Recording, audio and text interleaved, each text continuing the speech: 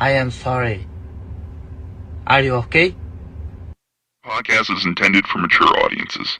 The views and opinions expressed are those of the panelists and do not reflect in any way those of the podcast partners, sponsors, or affiliates. Enjoy. Hi, this is Michael Buffer, and you're listening to the Voice of the People. Let's get ready for Boxing Voice.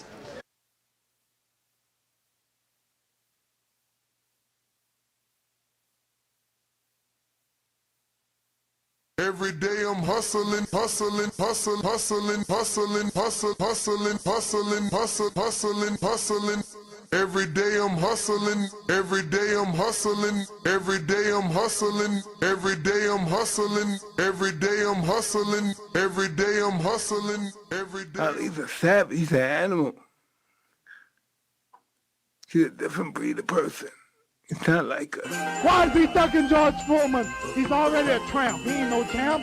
Around here driving, making a business out of it. I'm a champion. I fight everybody, every month, all of them. Bong on. TheBoxingVoice.com. I kept telling him he had no punch. He couldn't hit. He's swinging like a sissy. He's missing. Let me see your box. I hadn't started dancing yet. He talks too much. He's ugly. He's pretending. I'm the true champion, and they make me the underdog. I'm gonna show them all they're wrong. Muhammad Ali didn't have a lot of muscles. He wasn't all that strong. This man's presence, you could hit him where you hit everyone else, but he was not willing to fall. He was not willing to be counted out. I haven't convinced these suckers yet. I destroyed George Foreman. I destroyed Joe Frazier. Because I'm the champion. I'm the real champion. There'll never be one like me. Fast. Last night I cut the light off in my bedroom, hit the switch, was in the bed before the room was dark. I'm a bad man. I told you I'm the real champion. I told you I'm the champion of the world. All of you bow. All my critics call. All you suckers who write the Rain magazine. I'm gonna prove I'm the greatest. I'm gonna prove to you I'm the greatest. We gonna prove to the world I'm the greatest. This is my last fight. I don't want none of you to miss it. No special training. Just be at the fight. I'm ready to back up everything I'm saying. And I'm through talking. SDS Promotions. I took up the world. I took up the world.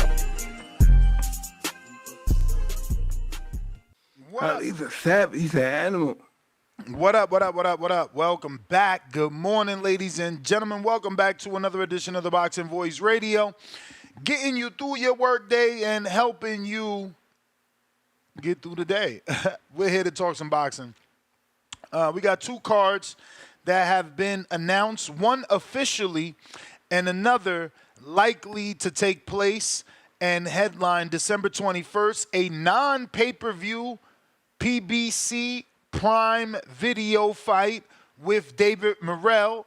Looks to be heading towards Minnesota, where Morrell has allegedly sold 7,000 tickets in the past.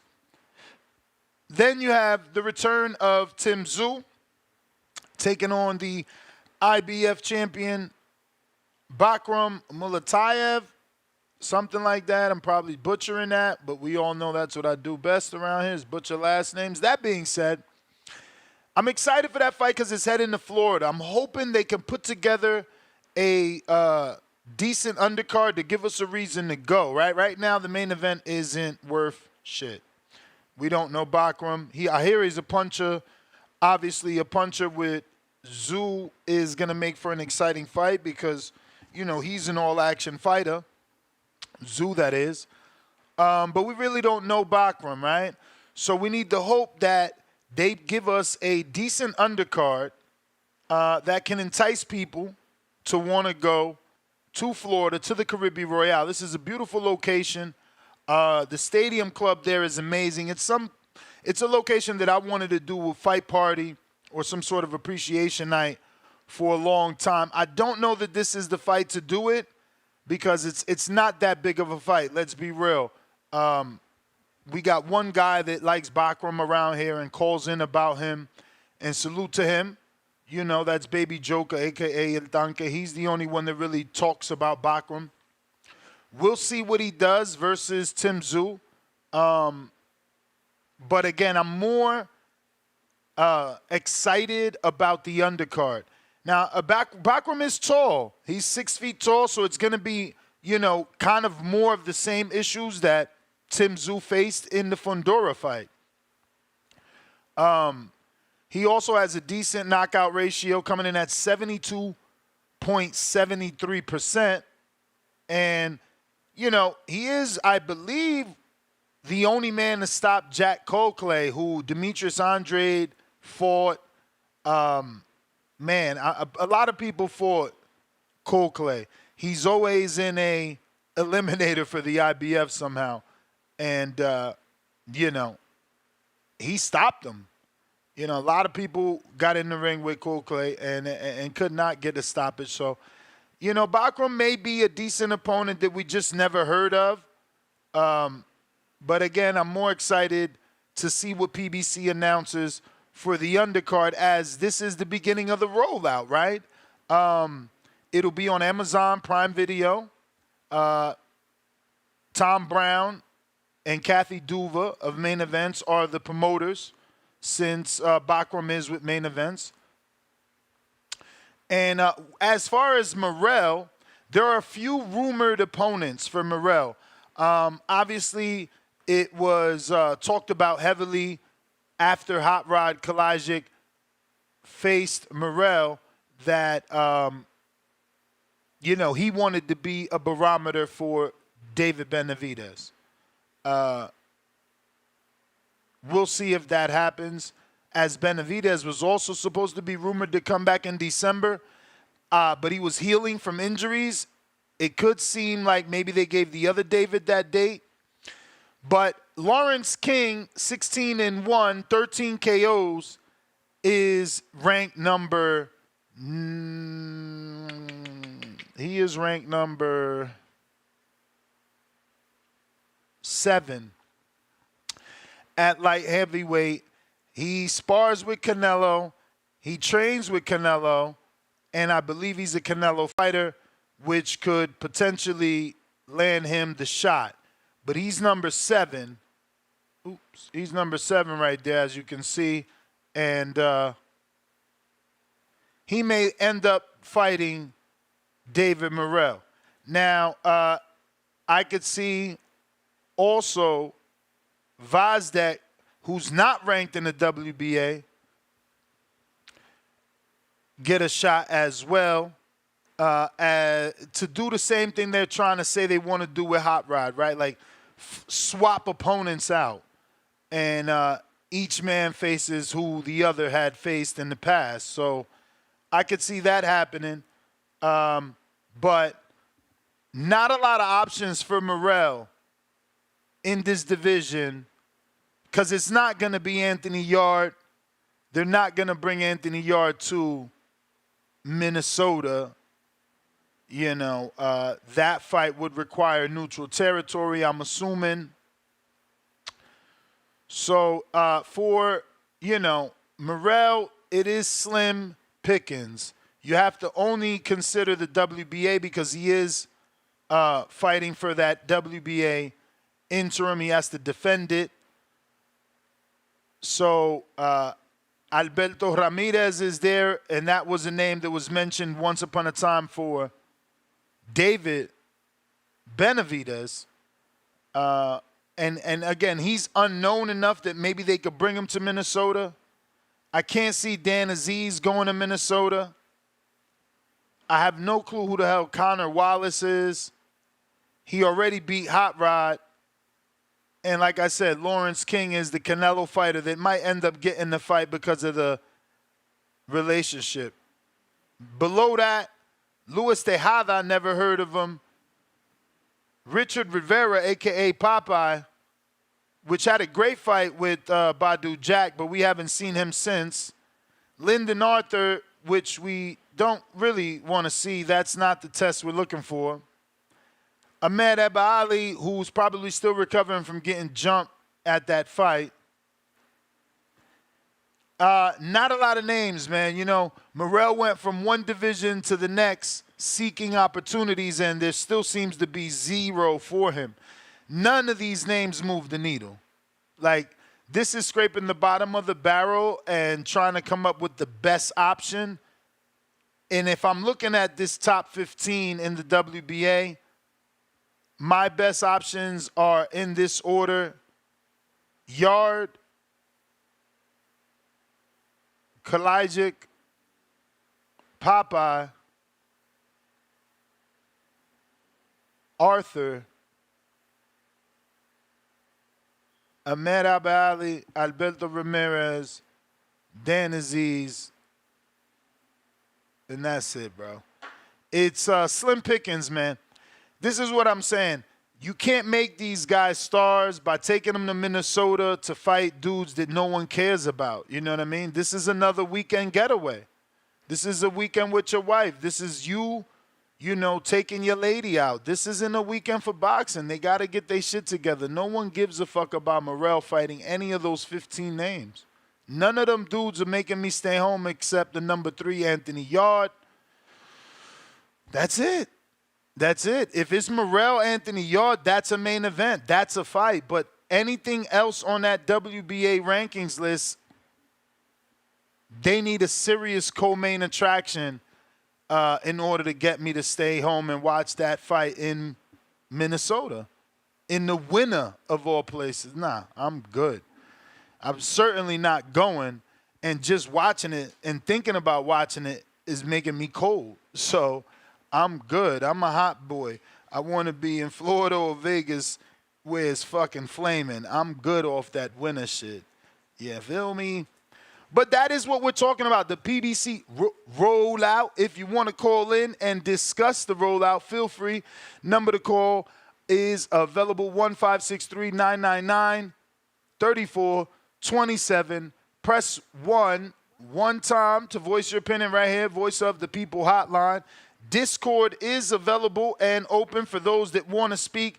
Twitter Spaces as well is available if you want to speak. Remember, you do have to request. First super chat of the day coming from High and Low Sports Zent, or Sports Entertainment maybe. $2. The Boxing Voice is more. Appreciate you, champ. Appreciate you. Right now we're at 231,555 subscribers, so we still need about another 500 to get to the next goal. We've slowed down. We need to pick that back up and keep bringing in them subs so that we could keep getting you these interviews. We should have Tito Mercado in another 2 hours. The newly signed Matchroom fighter, the threat, the force at 140. We'll see what's on his mind and what is the plan that's been, laid out before him via Matchroom. What he expects to get out of this newfound union with Matchroom. But the phone lines are open. Feel free to call in. We're going out to Tank. What up? What up, bro? Good morning, bro. Morning. Hey, man. Hey, shout out to Tszyu, He was the dude that debuted at PBC on Amazon with the great fight against Fondoro and is about to do it on the free event against Bakhram, bro. This dude is taking one tough fight after another. I know not a lot of people know about Bakhram. All y'all got to do is just go watch his Coakley fight. Y'all thought Bohachuk was non-stop action, dude. Bakhram is higher volume, dude, and I think he's probably cracking harder than a Bohachuk, man. That dude is very dangerous with both hands, and he carries power all the way through round 12, man. Should be fight of the year candidate. I'm expecting that. Probably in a similar fight to Virgil and Bohachuk, if not better, man. David Morrell, damn. What is up there, bro, outside the Europeans, man? What about Jesse Hart? You don't like that? Jesse's been floated around for Caleb and even David. So, I guess he's due a fight, but we haven't seen him and his comeback. So I don't know that it's the greatest fight. Because I was just checking his boxer. He fought in April, right? Against not a real, good name. He fought off TV, and that's the issue. He's been fighting off TV. He hasn't been, no one knows that he's active other than hardcore. So it's not really going to do anything for either David in terms of, resume I like that other name you mentioned, bro. Popeye. That's a tough opponent right there for him too to make his name off of him. That's a good fight. The issue is, how is Popeye gonna look? Because I don't think he's fought since the Badu Jack fight, has he? I believe he has not, bro. Damn. But yeah, so the undercard for Tim Tszyu and Bakhram has not been yet mentioned. No. That's what I'm waiting for because I really want to go. I like that venue. I like that resort. I mean, it's gonna be cold, so I guess that don't really matter. Ain't gonna be able I mean, to use the regardless, room. man, that main event, like I said, man, that main event should be fight of the year type of fight. You know, Tim Tszyu always comes and brings it. Comes to fight, and that other Russian dude is, man, he's really fun to watch, man. That dude, like I said, he throws tons of punches, bro. I was surprised he threw about 1,000 punches in 11 rounds versus Coakley. That's wild, and he still carried power to stop the dude.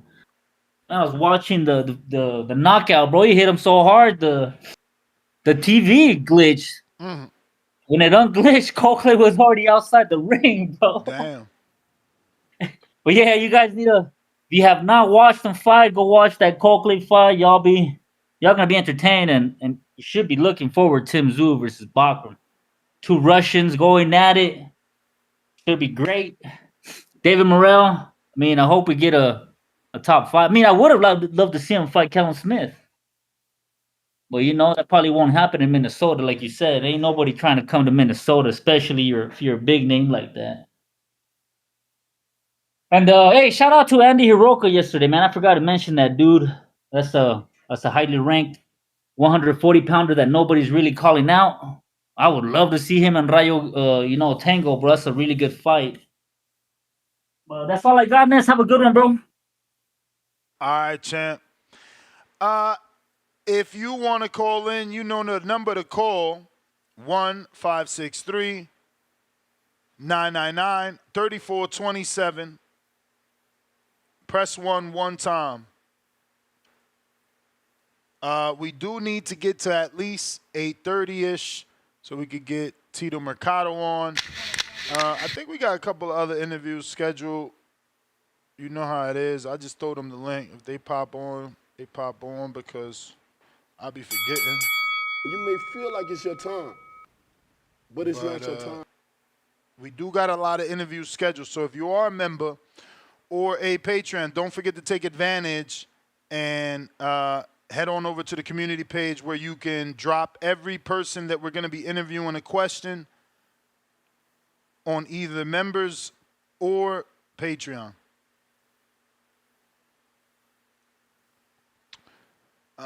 Let's see what we got.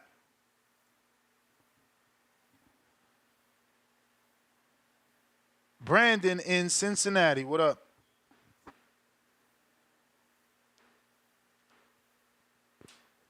Yo, Ness, how's my audio? Good, sir? Crystal clear. Before I start the call, I want to say salute to you, man, and the wife taking road trips and shit. Way to keep the relationship fresh and fun and exciting, man. Couple goals for sure. You and Info Joe, y'all, and Keem, y'all definitely do y'all big one on the relationship tip. I'm learning, man. I'm learning. Got to get this next one right, you know. But hey, quick question though. Tito Mercado, what ethnically is he? Mexican? What is he? I'm pretty sure he's Mexican and Nicaraguan, or all Nicaraguan. Okay, I'm thinking of Mexican. I'm just thinking for the future, maybe him and Sabril, Mexican-Puerto Rico rivalry sometime in the near future. Now that he's over there matching. Just a thought. I was just wondering. Sabril ain't taking that fight. No disrespect to Sabril, but I highly doubt they take that fight off that loss. No, I'm not saying next. I don't even know if you want to put Tito in that fight next. Is he ready for that type of fight? I would. Brave soldier, man. Brave soldier. But hey, just to piggyback off of Baby Joker, I agree with him. This matchup, style-wise, is a great matchup with Tim Tszyu and Bakhram. It's definitely shaping up. It's definitely gonna probably be a fight of the year candidate. Nice action-packed. Two guys that come forward and let hands fly. So I do like that fight. As far as David Morrell, I'm a big-time David Morrell fan. I just don't know what they do with him. 75 ain't overly deep. Jesse Hart is a name that does make a lot of sense. at 75. I don't know if they seen something where maybe they want to take him a step back a notch or so from Hot Rod, maybe throw him in there with Ronald Graville, common opponent with David Benavidez, and see if he can stop Ronald Graville, because David wasn't able to do it in either fight, and he dropped David. So I'm thinking either Jesse Hart or Ronald Graville, something that won't cost the company a whole lot of money, keep it budget conservative. So yeah, I mean, two solid fights. Graville's not a bum, Jesse Hart's not a bum. Yeah, those are two names I can see them putting David Morrell in there with, just to get his confidence back up, let him work on some things, because he showed some flaws in his last fight against Hot Rod. So I would say that. And I ain't spoke on it in a couple of days, but what do you think about Boots possibly dropping his title and moving up to 54 instead of fighting Karen in the rematch? There goes Brian Norman's payday right there. There goes all that negotiating and bargaining power everybody said he had. But what do you do when the guy drops the belt and says, fuck you, I'm moving up? I said the same thing to Norman. We had Norman yesterday. But the Barrios fight is still there and potentially worth more money, except that we know PBC just doesn't openly pay as much as Eddie does in the open. Like, we know PBC fighters getting paid, just not on paper. You know what I mean? Like, no, they not going. PBC ain't offering them 1.7 million guaranteed. On paper. And are they gonna put Are they gonna put? Well, that back end shit only really coming to fruition if it's gonna be a pay-per-view. Is Brian Norman and Barrios gonna be a pay-per-view? A successful pay-per-view where you gonna get some back end money at that? Cause they on some you kill what you eat what you kill type shit. So is that gonna be a successful pay-per-view? Well, I don't even think it's a pay-per-view. I'm just saying. So yeah, he's gonna have to try to get as much as he's gonna get on the front end, and I don't think he's gonna get. They could give him a side check, regardless of a pay-per-view. You know what I'm saying? Like, give him a fake guarantee, because we heard from Ken Porter. He put Broner business out there. He said that's a fake guarantee because you got all them kids. They doing you a favor. So I mean, I believe that. I believe that these guarantees that we see might not be the real deal because these dudes got kids. These are all different ways to, I don't even want to say the right terminology. You know what I'm talking about. Everybody fucking does it. You feel me? Yeah, for sure. I got to go. That was the bell. We See got you, brother. Al in the Bay. What do you say?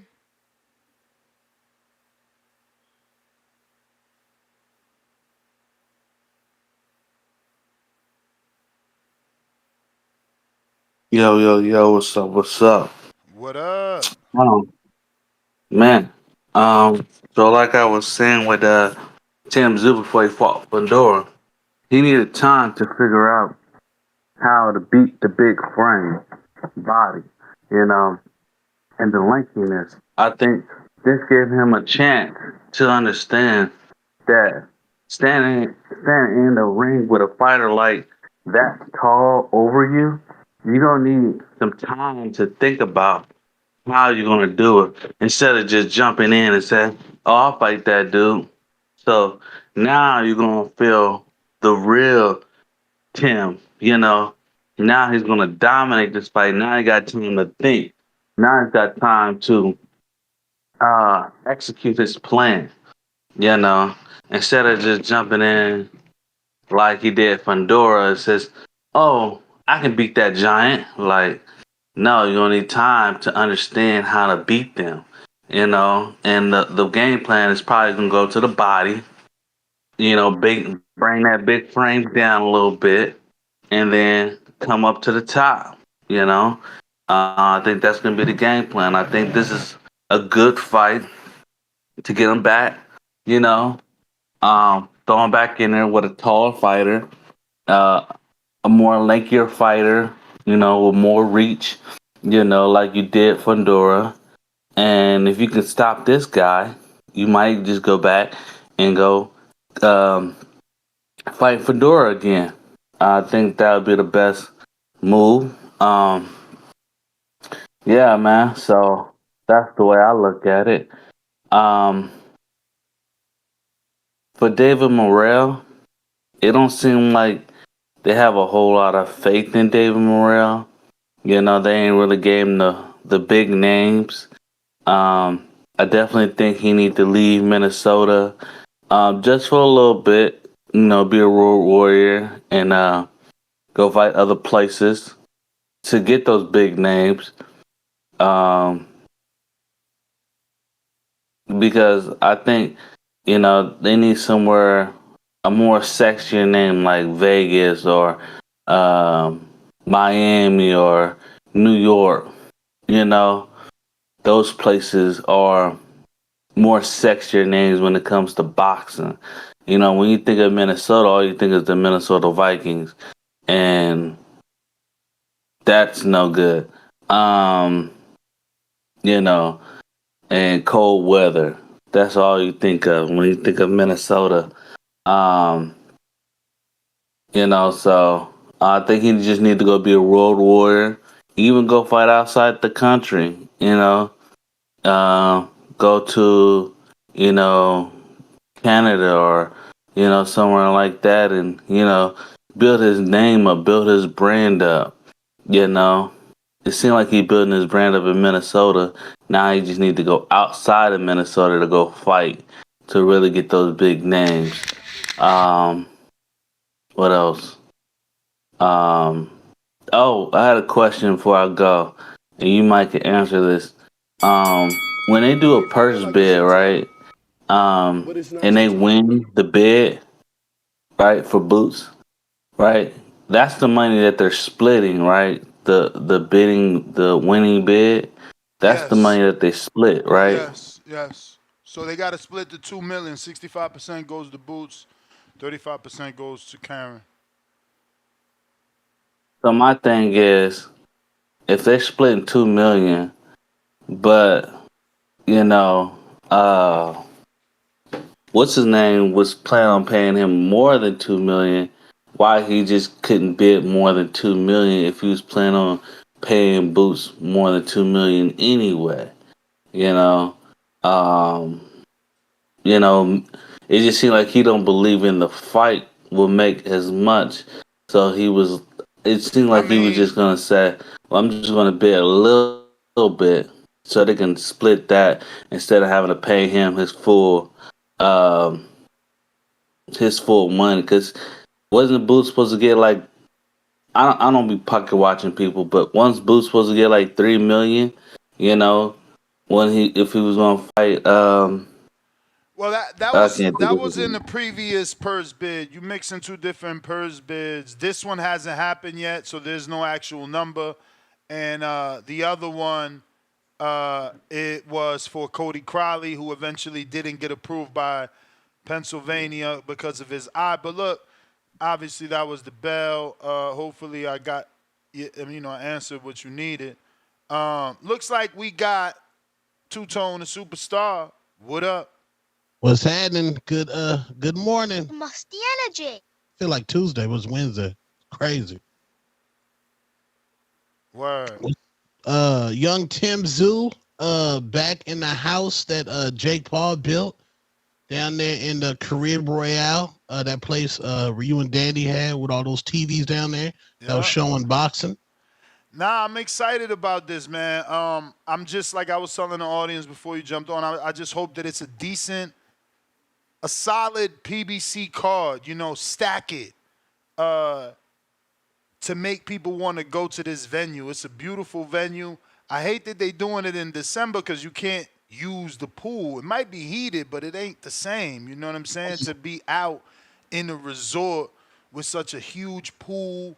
It's got like this fucking waterfall. On the top of the waterfall, they got the DJ there. You could rent that cabana up there with the DJ, and it's like private fusion restaurants with A1 chefs. I'm telling you, like, they have good food. It's just a perfect location. There's a Starbucks on fucking deck. I mean, it's dope. It's like 32 acres. There's a track. There's a lake. There's tennis courts. There's basketball courts. There's villas. There's hotel rooms. There's, everything. So they can't drop the ball. this could really be a go-to location for big fights, man. And it will force the Caribbean Royale to keep scaling up. Remember, for Jake, they obviously scaled, I think, to 7,000 or 9,000. And for Berlanga, they brought it down to 34, and he sold that out. So, you know, it's a good location, man. I don't know. I've never been to Australia. I try to stay away from, 24-hour flights and 15-hour flights. So I don't even know the travel flight pattern. Like, is it easier for Australians to get to Florida? Like, does this even make sense for Tszyu?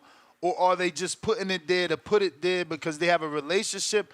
I'm a little lost. Like, I don't mind the venue, but does it work for Australians? Like, because right, does Florida got an Australian population? Because I know Canadians, they could travel easy to Florida. I have a bunch of Canadian friends, and anytime I do events in Florida, they come to Florida easier than they can the West.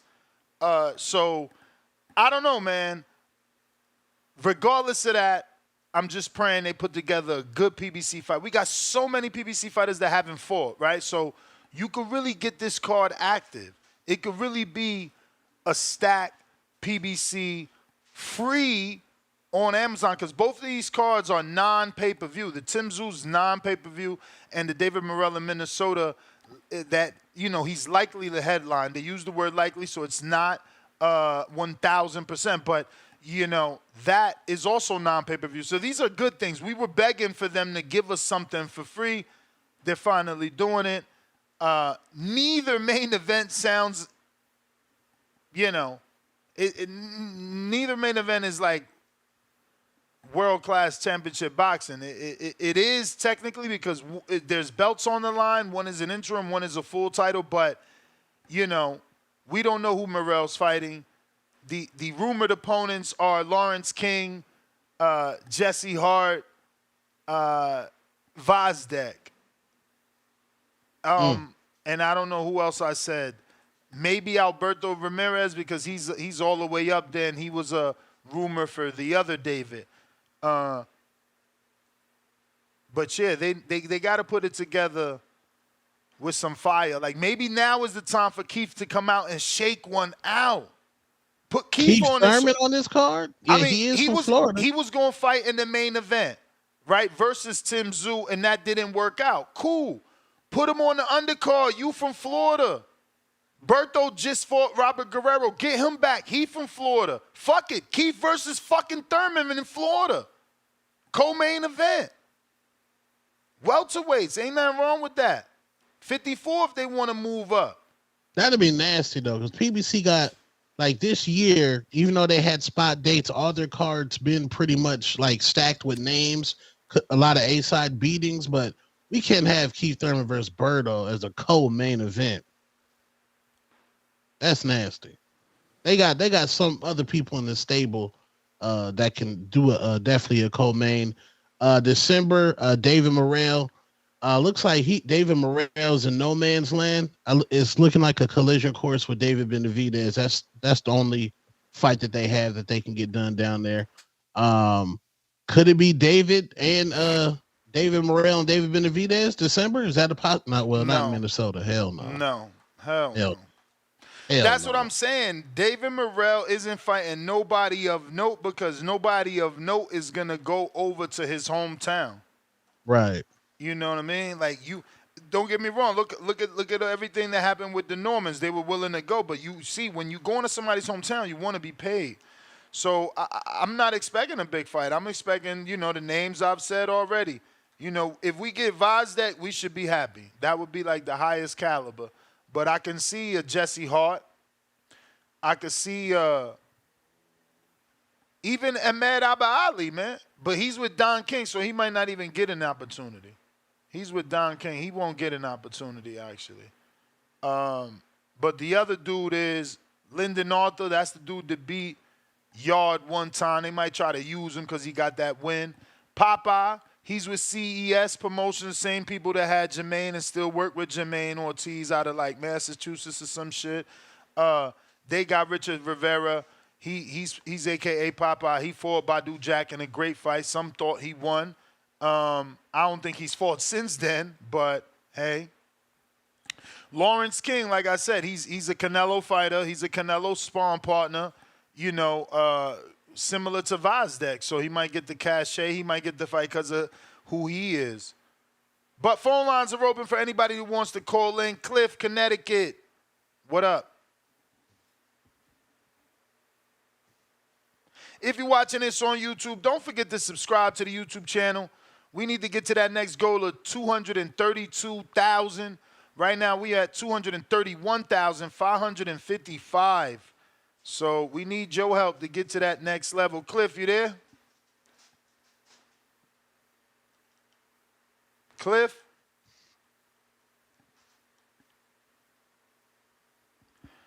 Don't hear you, brother.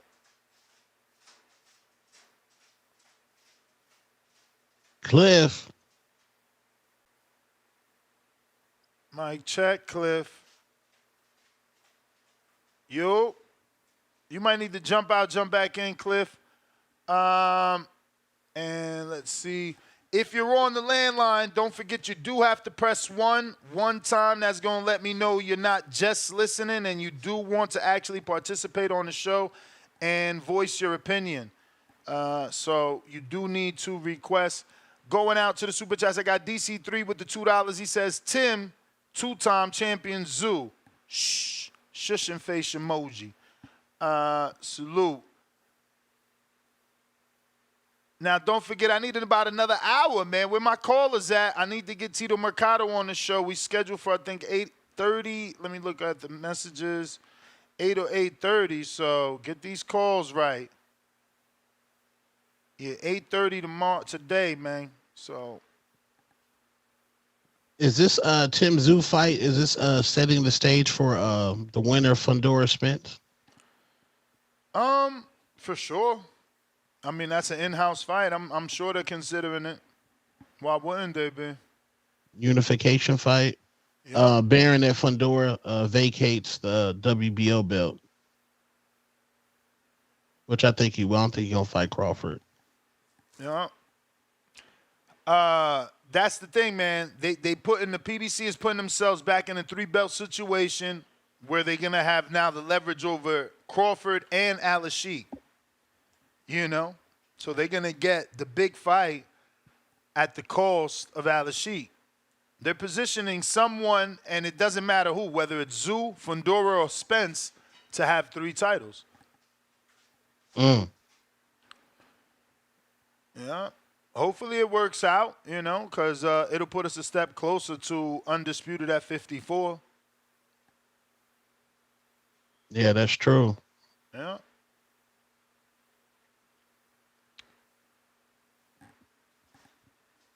Looks like we got, let me check who is on the line. While we wait for this person to connect, go ahead and smash that thumbs up. Remember, we're going to have Tito Mercado on at 8:30 a.m. Pacific Standard Time.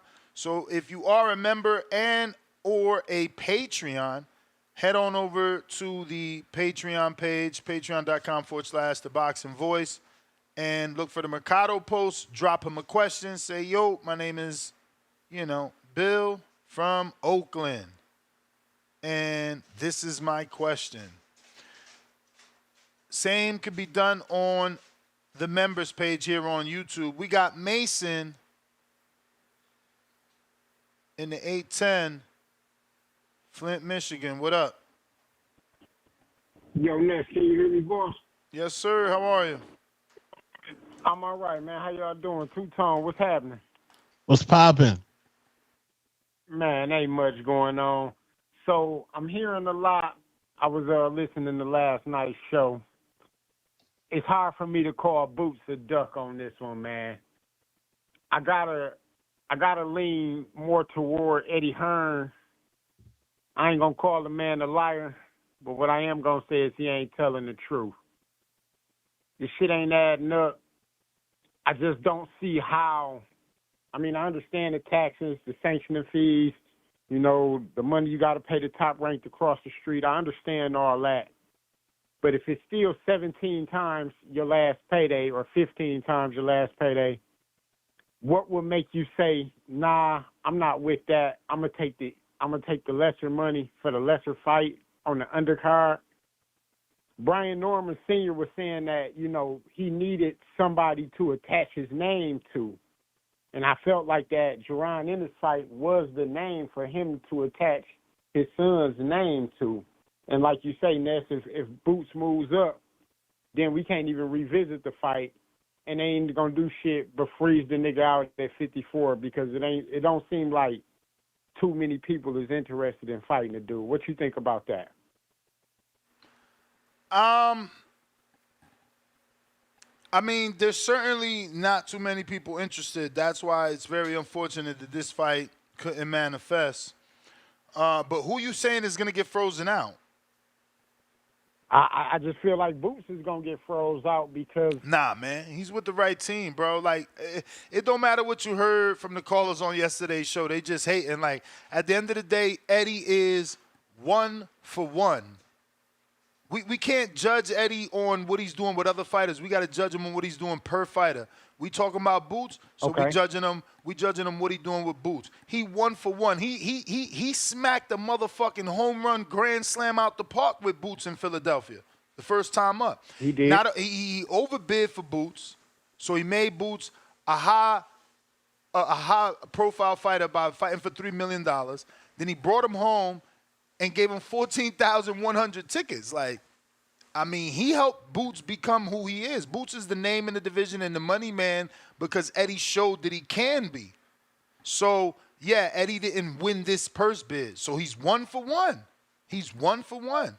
Gotcha. I don't think his back should be kicked in because people think Boots is the man in the division because of his skill, but now they know that he's the money man in the division because of Eddie.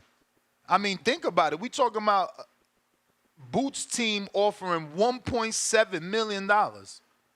I mean, we Googled it. We Googled it, and Keith and I think it was Porter didn't even make that much on paper. So my question to you, Ness, do Boots stay at 47 or do we move to 54?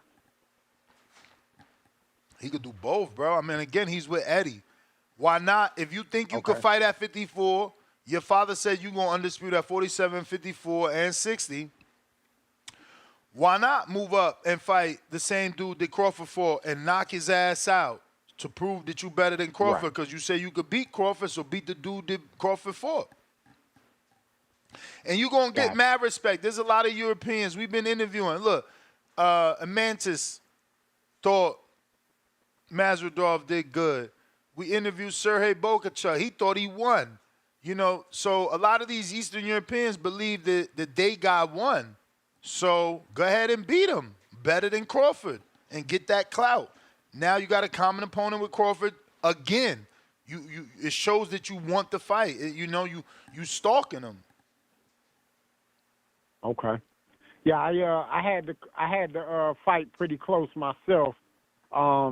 So yeah, man. If I was Boots, like you say, I wouldn't mind seeing Boots versus Madrimov and watch this nigga faint for fucking 12 rounds and get his head knocked off in the end. But yeah, man, that's my call, man. I appreciate you, boss. Appreciate you. Yeah, I mean, listen, Barrios. I know we had a little earlier debate on yesterday's show about Barrios, and you made a case that he could be the money man in the division, and maybe you're right. Maybe you're right because of the unsuccessful pay-per-views that he's done. You take it as he deserves credit for that. And maybe he does. Maybe he did get clout and popularity. Obviously, from that Tank fight, his name has grown. I just don't know that he did 14,000 tickets. And the casual fan knows Mario Barrios over Jerron Boots. And I can't debate that because of the two high-profile fights, actually three. He fought Tank, he fought Thurman, Keys. and then he fought Ugas. So, those are three high-profile fights. And Like his resume washes Boots. It's not even close. Like Boots has done nothing in the sport over Mario Barrios. If we just keeping it real, Jerron Boots Ennis is one of those eye test warriors that Twitter just loves. That mainly heartbroken Earl the True Spence fans have adopted because Bud beat the brakes off of Earl from pillar to post. Like if we just keeping it real, Boots really ain't. His resume is just absolutely horrible and disgusting. I don't know why he's not fighting Brian Norman Jr. I don't know how he turned into a diva without being a diva activities. If we being real, like what has he done? I mean, you know, he's demonstrated supreme skill via eye test. It's eye test. That's it.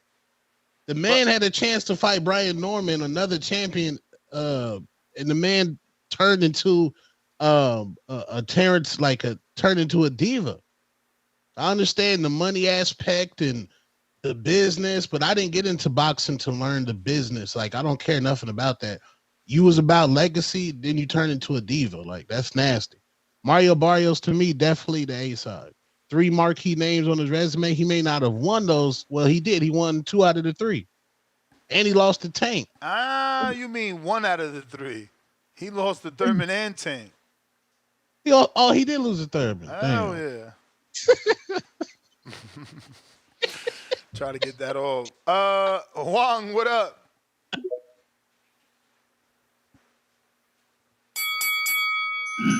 Yo. What up? So David Morrell, they ain't got an opponent for him, right? No opponent yet. But he got a date. Likely date is December 21st. And so that means that Minnesota Armory is a likely location? Yes, that's where they're saying this fight would happen if it happens. A non-pay-per-view card in Minnesota. All right. I'll be honest, man. I'm not too high on David Morrell right now. I'm gonna tell you what. After that performance, I actually want to see Hot Rod and David Benavidez right now. I know we ain't talking about David Benavidez, but since we talking about Dave Morrell, Hot Rod, man, that was a wonderful performance. I'll be honest, I never seen Hot Rod fight before that, and I'm gonna see how, because I like to watch as much as I can, and I'd like to see something like that, and then maybe, I think you were saying, what was that guy that knocked down Benavidez? Ronald Graville. Ronald Graville. He was wearing braids in that fight, right? No, then I'm thinking about somebody else. Another Ronald. But yeah, man. Somebody that gave... Yeah. You talking about Ronald Ellis. Ronald Ellis, that's who I'm thinking of. Okay. Yeah, because I was about to say that didn't look like he handled Ronald Ellis pretty well. Ronald Ellis gave a good fight, but he did his thing. Okay, I was getting confused. But yeah, I think David needs to fight Morrell. Morrell needs to fight people like that, people that gave Benavidez a fight so we could see what he looks like. You know what I mean? Because I'm not hot on David Morrell right now. Hot Rod won that fight. They gifted Morrell that fight, and I'm kind of fucked up about that. I hate when they do shit like that. Because, Hot Rod only lost to Beterbiev, right? And who else? He only had 2 losses, right? Yeah, Hot Rod has 2 losses, I believe. I'll double check. And I think both losses were the killers. But he already lost to David, so he can't fight him again. The only David he could fight is Benavidez. That's what I'm saying. That's what I want to see. I want to see him and Benavidez now. He got 3 losses. Get a Benavidez shot. He got 3 losses. He got 3 losses? Mm-hmm. Okay. But yeah, I'm not too big on Morrell right now. That's where I'm at. He needs to get those lower. Not lower level, but he needs to get those guys that on a higher level now. All right, that's all I got. TBV, like and subscribe. All right, champ. We got Kerry G with the King Counter, courtesy excuse me, not courtesy of Curry G for Jay Billy and Tim Boski, one apiece. James Benitez in Atlanta says, "Do you feel Regis is better than Catterall?" I mean, we about to find out. But speaking of Regis, he was active a minute ago, and we've been trying to get this interview down, and it's just been impossible.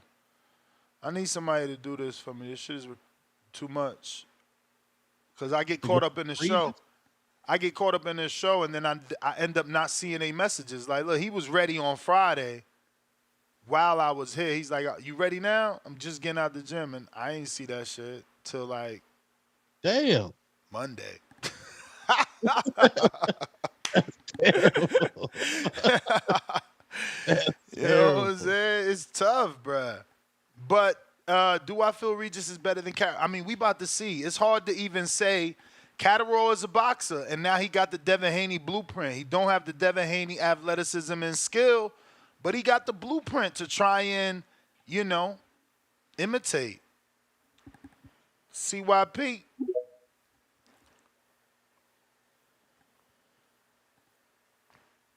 And the Zorilla fight is there too, bro. You got a lot of tape. Yeah. Yeah, I think Regis will pull this one off, though. Hopefully. But we need Richards and Hitchens now today. We need that.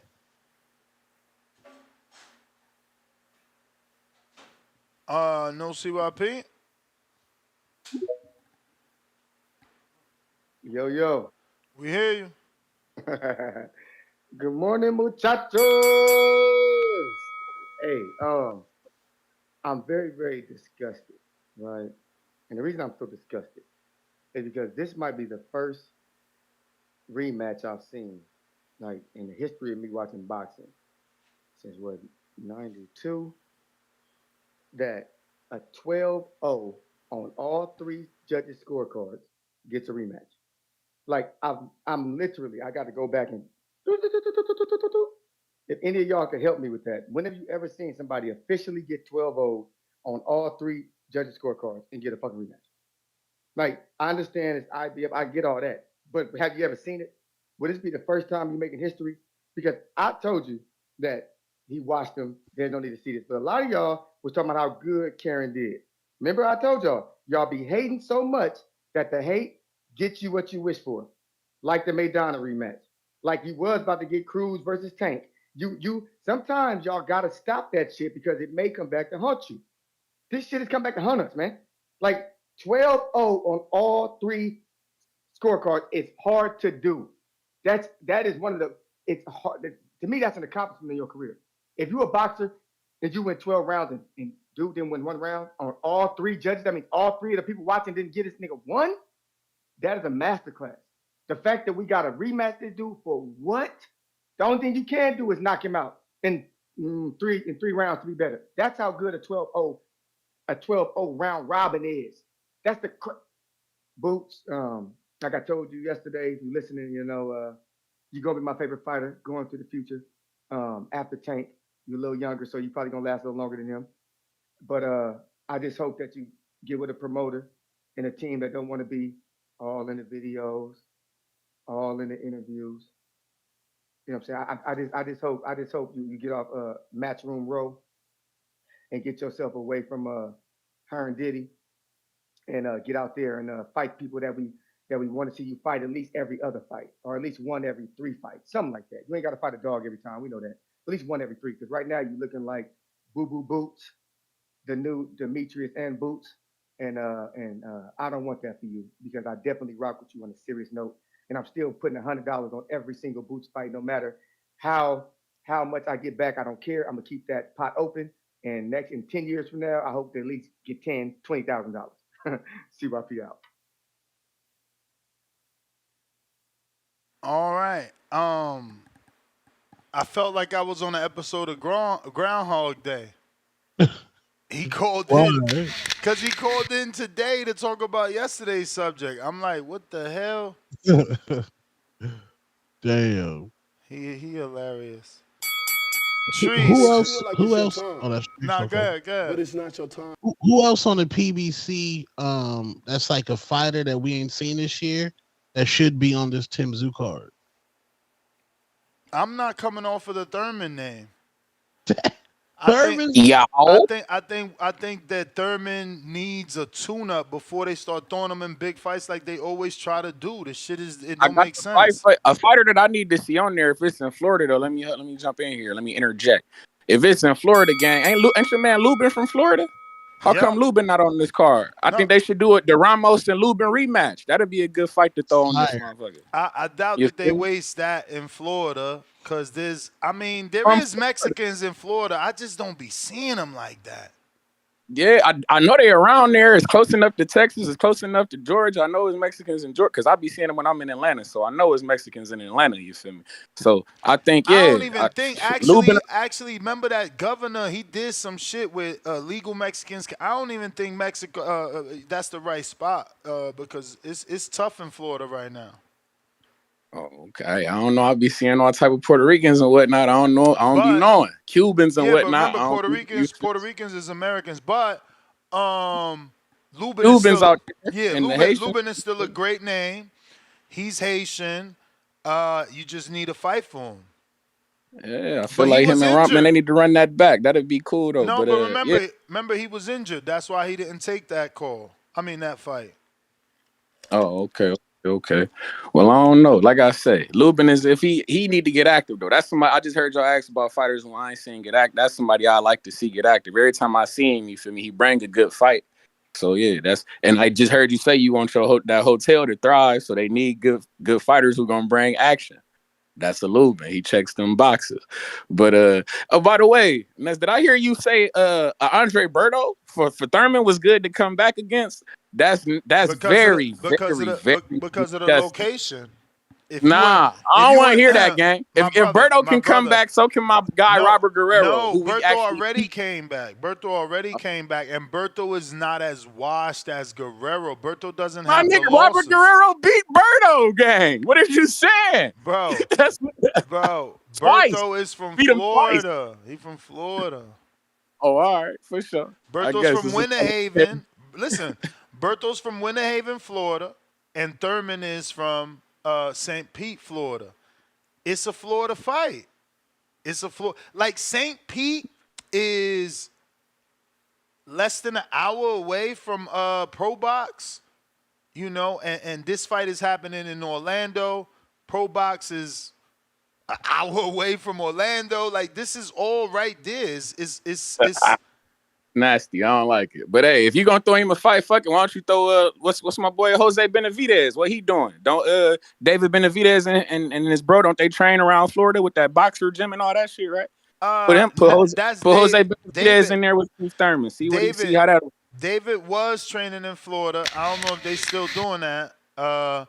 And Jose is in Seattle, but he was back in the gym. So who knows? Look, that's a maybe Thurman right You there. Jose feel like it's your time, but it's shout not out your to time. Shout out Toledo, Ohio, man. Albert Bell, October 26th, Dallas, Texas, man. Y'all be cool.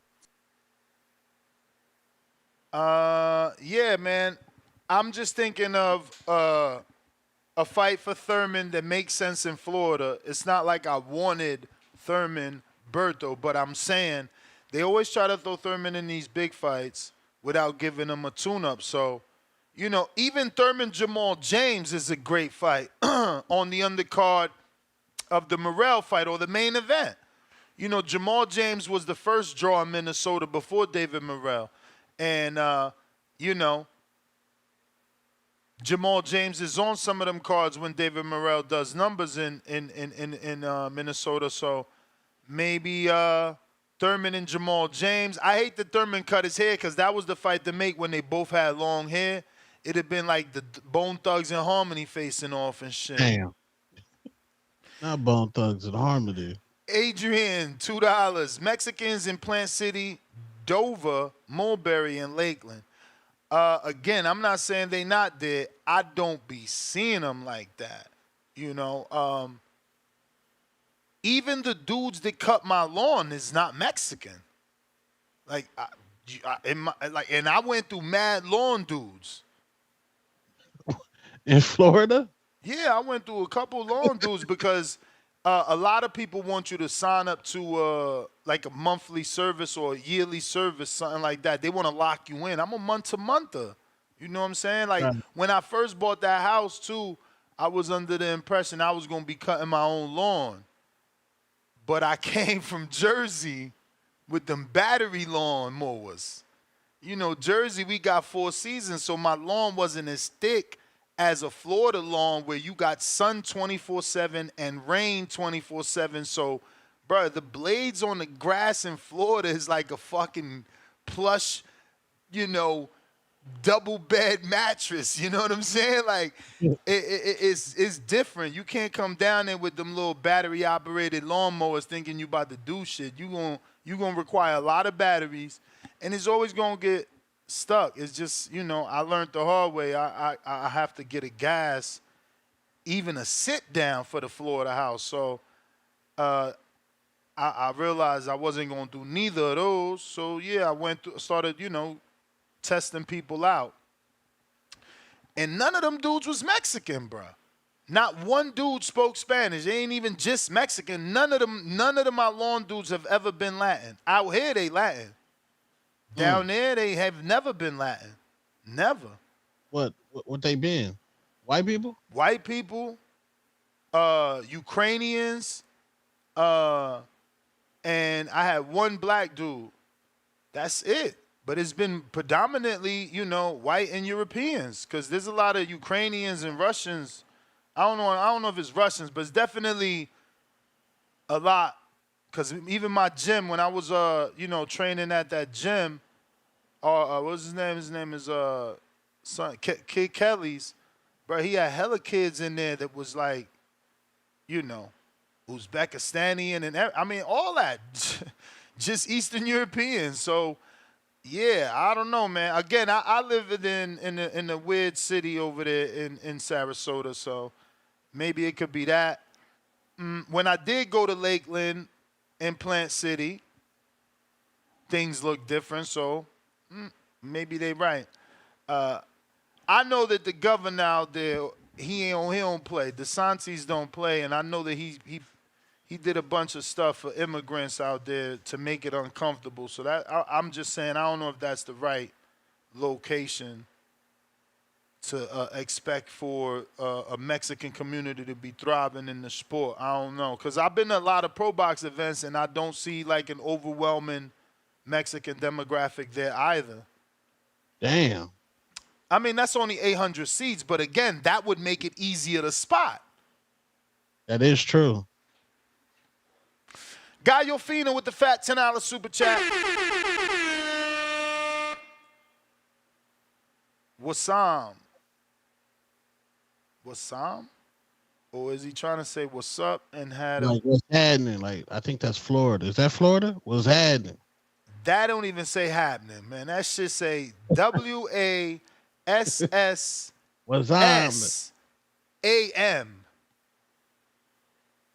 That's 3 S's, right? I'm not blind. I mean, I am blind. That's why I keep getting closer to the screen. Yeah. I don't know, but we're going to go with what you said. What's happening, TVV? I missed you yesterday in Las Vegas. Now I'm back in Dallas, Tom. Well, get match some Hardin. About to light up one salute. What the hell? Try this again. Okay, but next time for sure, we'll get match some Hardin with the cool face emoji. All right, I guess he meant, you know, we're going to meet back up next time he's in town. I tried to meet him, but he had the plane. I literally was like, yo, I got time. Gallo Fino, salute. I think we're going to see Elijah Garcia on one of these cards, too. Oh, yeah, he need a return. Yeah. Is it too soon for him? When did he fought? He was on the when he on the tank card? I don't know. He just was on the last show for sure. Yeah, he was on the tank card. Could have been a tank card. Got be cool. What it do?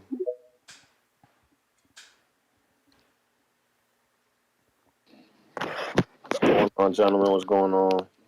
What up? What's up, man? Yeah, man. I mean, I would like to see old boy fight. What's up with Pascal and Brown? Who? Pascal and Brown.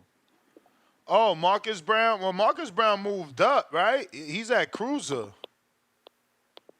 Let me double check, but I'm pretty sure he moved up and he got one fight. I think he's back with the PBC too. I think he got his last fight was with PBC. I think that would be a dope fight for. I mean, if he ain't move up, if he's still at 75, I think that'll be a dope fight for Morrell. You know, or putting him up with Pascal, former champion. You know, those are the fights that he needs right now to kind of get reputable. You know, as much as he is. I mean, he's a PBC fighter, so you know, obviously, just because PBC, people think he's popular and he's selling and this, that, and the third. But yeah, he fought at cruiserweight. His last fight on a PBC card at the MGM Harbor versus Adrian Teller, 10-rounder. Okay. So that's him. So he's out of that. So, but then a guy like Pascal, I think he could fight. You don't think? I mean, Pascal, you're gonna run the risk. Is he gonna test positive or not? And it's a good enough name, though. You know, it's a good enough name. You know, you're trying to build Morrell's name recognition. That's a decent name.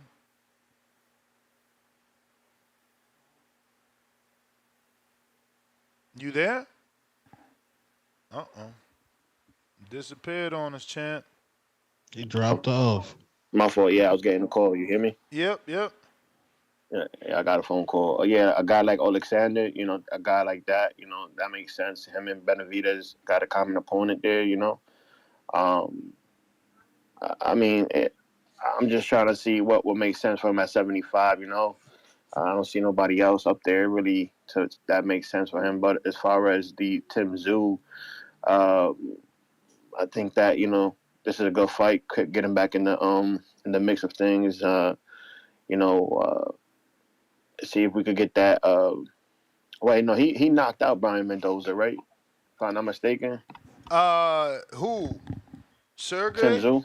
Yes, Tszyu. Yeah, Tszyu knocked him out. So, I mean. Wait, no, it wasn't Tszyu. He lost to Sergey, man. Let me look it up. Oh yeah, you're right. He did lose to Tszyu first, but not by knockout. He went 10. I remember him going 10. Yeah. That was after the Fandora fight.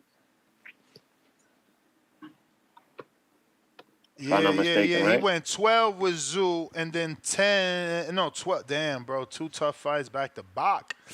I seen him in the gym. He's training with Bob Santos now. He went 12 with Tszyu and then 12 with Sergey Bokachuk. Yeah, I was just saying, Brian Mendoza, that guy, just because he lost in one fight, they just kind of just ripped him off the rankings, and I'm just like, that's still a reputable opponent, you know. He's been in there with some tough fight. He's been in there with the tough guys and some tough fights, you know. And that's a good fight for any of the top, you know, any of the champions right now. So I like to see him back in the mix, you know. But let's see what happens, bro. You know, a couple of fighters I would like to see brought back. You know, is Erickson Lubin? I don't know what he has done to the boxing world that nobody wants to fight the dude and nobody wants to kind of put him up in that. I mean, he just had a shot. What do you mean? Remember, he turned down the Tszyu shot because it was in Australia, and he said he was injured. He said, "Come back, we'll fight you over here." You know, he was even on Twitter saying, "Oh, I ain't ducked nobody. Me and Tszyu agreed, we'll fight over here." No, no. I'm just saying. No, I remember that. I remember he had the injury, but I'm saying, but even before that, like it was like nobody wants to give him that opportunity. You know, as far as a champion. As far as a champion, but that's because the belts was tied up. You got to remember, you know, Jamel had all the belts or most of them for a good point until he had them all. And he had already beat Tszyu. Lubin. But you're right, though. It has been a very long road back to a title shot, a very unfair road back to a title shot, because he's fought a lot of names in the division and had a lot of eliminators and, you know, didn't get anything. That's it. I think that's a guy that needs to come back into the limelight again. I think he deserves a shot, and he he belongs up there with the upper echelon until they bring him back down again. You got guys like Julian Williams and everybody else getting a spotlight, and he's been in there and done it more than them. So, But champ, all that right, was champ, I the appreciate you bell. guys. Yeah, Appreciate definitely. you. If you're watching this on YouTube, go ahead and smash that thumbs up. If you haven't subscribed, go ahead and do so. We still need that 500 to get to the next goal. Damn, that's unfortunate news. I was just informed that Marcus Brown's significant other passed away. So, damn. If that is correct, he probably won't be fighting anytime soon. Damn. R.I.P.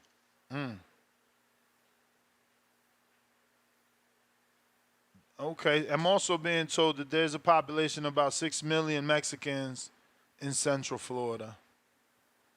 So maybe that is a good spot for Jesus to come down, tap into with the Lubin potential fight. What's the name of the gym to the Border Wars joint? Old School Boxing and Def Com. But Adrian can give you any information you need, and the address is right here to the gym if you want to Google it. It is 734 South Howell Ave, Oak Creek, Wisconsin. Saturday, 10 days away. Border Wars is back to business.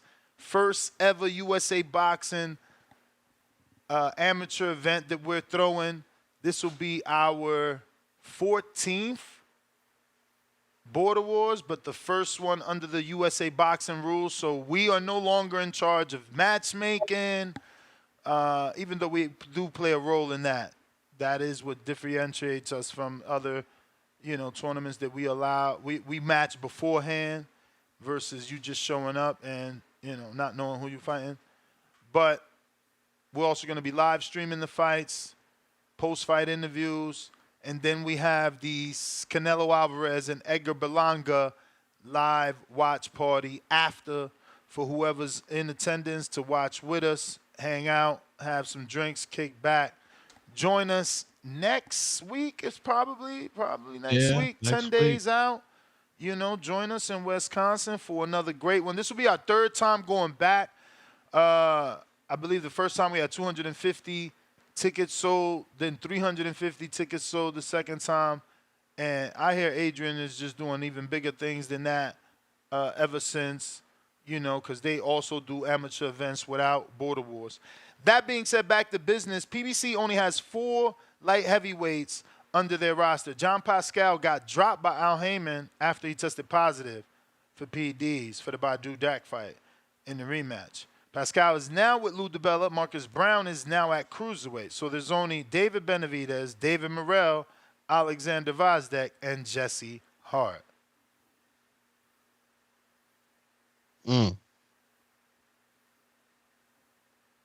So they're going to need a small fighter. There's not going to be a big budget for any names from across the street. You know what I'm saying? Right. PBC got to get it together. Get it together. Yeah, looking at the PBC roster, I don't know who else they can throw on this card. Could they possibly do a steal the Pro Box fight and get the Jared Hurd and a rematch with the dude that he just fought and throw that on the card? Say again, I'm sorry. I was replying a message. The Pro Box fight with Jared Hurd. Who did Jared Hurd fight last? They had the draw. Jared Hurd had a draw with Rosario. Right. Could PBC steal that fight and put that on one of these cards? Yeah, they're already shopping at the PBC. When I spoke to Bob Santos about that fight and, the fact that I thought that, Rosario won and I'm asking for the rematch and can we get the rematch back on Pro Box immediately? And he's like, well, that fight could be on PBC. And I'm like, okay, they graduated. And that's how it is. Look, shout out to Pro Box that gives these guys the platform to show the other promoters they still got something left and then the other promoters, go ahead and give those guys a bigger opportunity because they seen them on Pro Box. We always needed that, and we used to have that when we had Friday Night Fights on ESPN, and we had Boxing After Dark, and we had Showbox all at once. So it was kind of like a farming system where, dudes could be seen and graduate, and that's how we got great fighters like Ruslan Pavatnikov, Mauricio Herrera, Chris Algieri, Brandon Adams, Apollo Kidd, John Thompson, just so many dudes that, Willie Monroe, excuse me. All these dudes graduated from being ESPN Friday Night Fighters and either winning big like Herrera did, he beat Ruslan on Friday Night Fights, or, being the victor in the tournament like Adams and Willie Monroe. H-Town, what up? But that definitely gives them Yo, can you hear me? popularity. Yo, hello? Yo, we hear you. H-Town, baby. Hey, so you trying to get Thurman on the undercard of Zoo? Yeah, it's a way to build back to that fight that he thought he had. Well, hey, what about Raul Curiel? I think he's ranked number Yo, didn't that 4 dude just get deported though? Or was I reading something wrong? I don't think so. I thought he signed with Golden Boy. I would think Golden Boy would let them get deported. Maybe it's another route. I swear to God, I read some shit. Shit, I mean that'll be perfect. He's I think he's top 5 in the WBC and like top 15 in the IBF. I think Shit, I mean that gives you 2 options. You either build Keith back up or you get Raul Curiel out there as a star. I mean that'd be a good fight. And then he's Mexican, so these will be another Latin on the name, and plus Latino versus black. You know how that goes, Ness. Green print.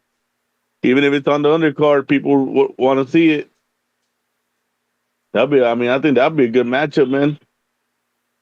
And, it's a young buck that's got a couple spots that if Keith does good, he could take over. And he's right back in the top 15. Yo, can you hear me? Yeah, no, I'm just researching here, looking if that information was right or not. He doesn't seem to be. This is August 2nd, and this is August 19th. He ain't posting a while. Let me see his story. He ain't got nothing on his story either. Yeah, but just because he's deported doesn't mean he don't got the internet, bro. So, if he is. He could be arrested. When you get arrested and deported, don't mean you got released. Deportation takes time. But again, I don't know. It could have been people playing a game with another Raul Curiel, because I googled it and it doesn't come up. So this is Raul Curiel Garcia. Yeah. But if he's available, I think it'd be the perfect matchup for Keith. It's a young lion, though. He's risking. He might get stopped, but who knows that? That's two different levels. But you talking about a fighter? Isn't he with Golden Boy? Yeah, he's with Golden Boy, but he's not a major name. I'm pretty sure he'll be cheap to get on the card. I'm pretty sure he'll be able to work. That'll be something that I think Oscar will want to risk. Let's see where he's at. That way, you build him up if he wins. It's a benefit to both parties. PBC gets to get Keith back up in the rankings, and Golden Boy gets a shot of getting their guy known. Yeah, I don't know, man. I don't know. You may feel like it's your time, but it's not your time. I don't know, man. We just learned from Adrian Clark.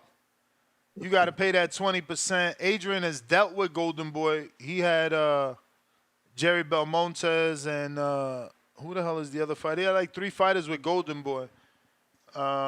So, the dude speaking from experience, Raul would have to pay Golden Boy 20% to walk to a PBC fight with Thurman, which probably would be worth it for him because it would be the biggest name, but would Golden Boy want him to do that. That's the thing, you know. I don't know. Uh, And I don't even I think don't see he's a how they big. wouldn't. I You don't know, I even. don't see how they wouldn't. I don't even think he's a big enough name. Like, you know what I'm saying? Like, why Curiel over Berto?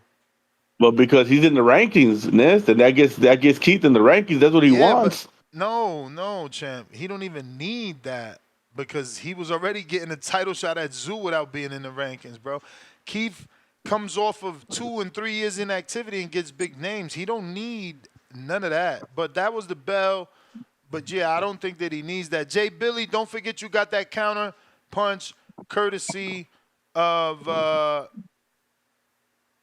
of uh Kerry G. Courtesy of Kerry G.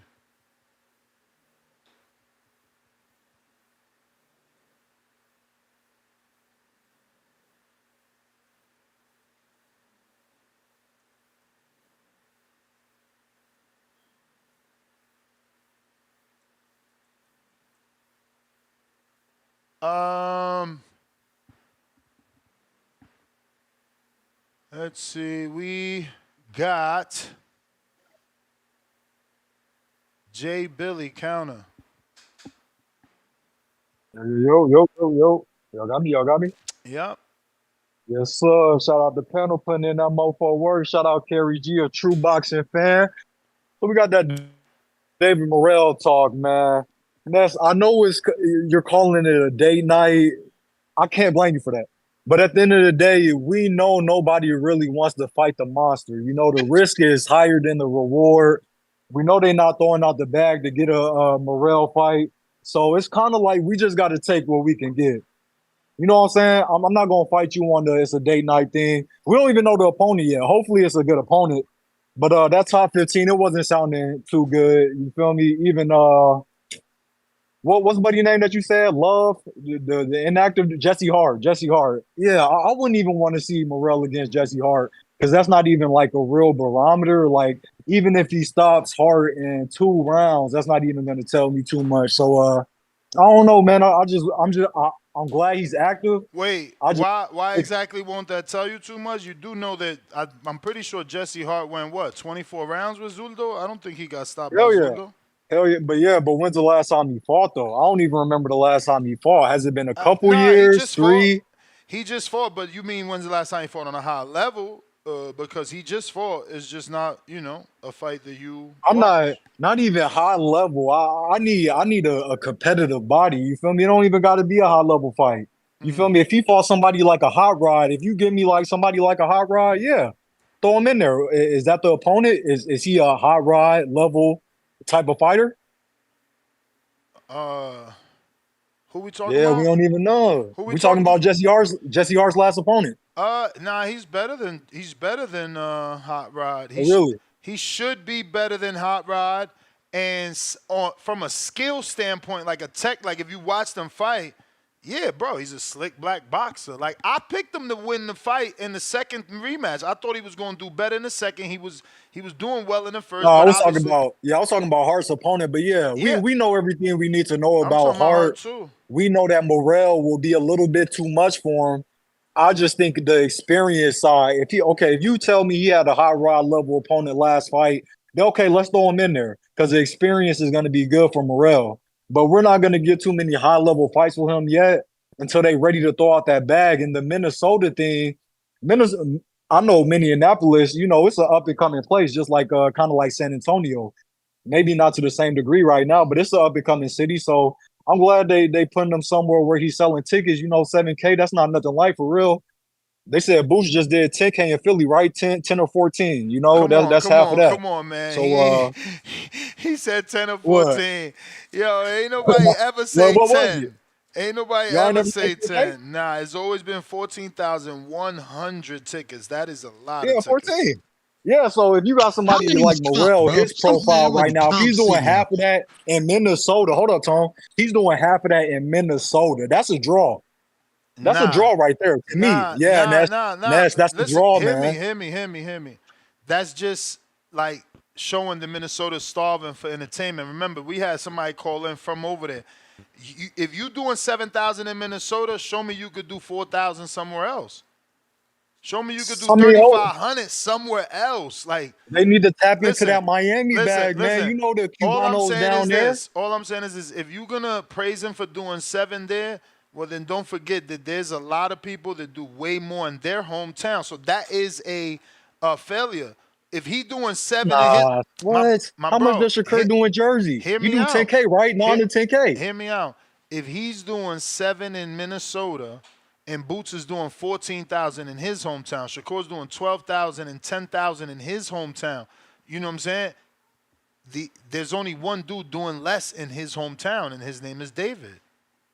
Feel that, but I'm talking about the profile. Even Shakur and Boots even have even that higher even level even profile. Ryan, bro. Like Ryan went to San Antonio and did more than him. That's not even his hometown.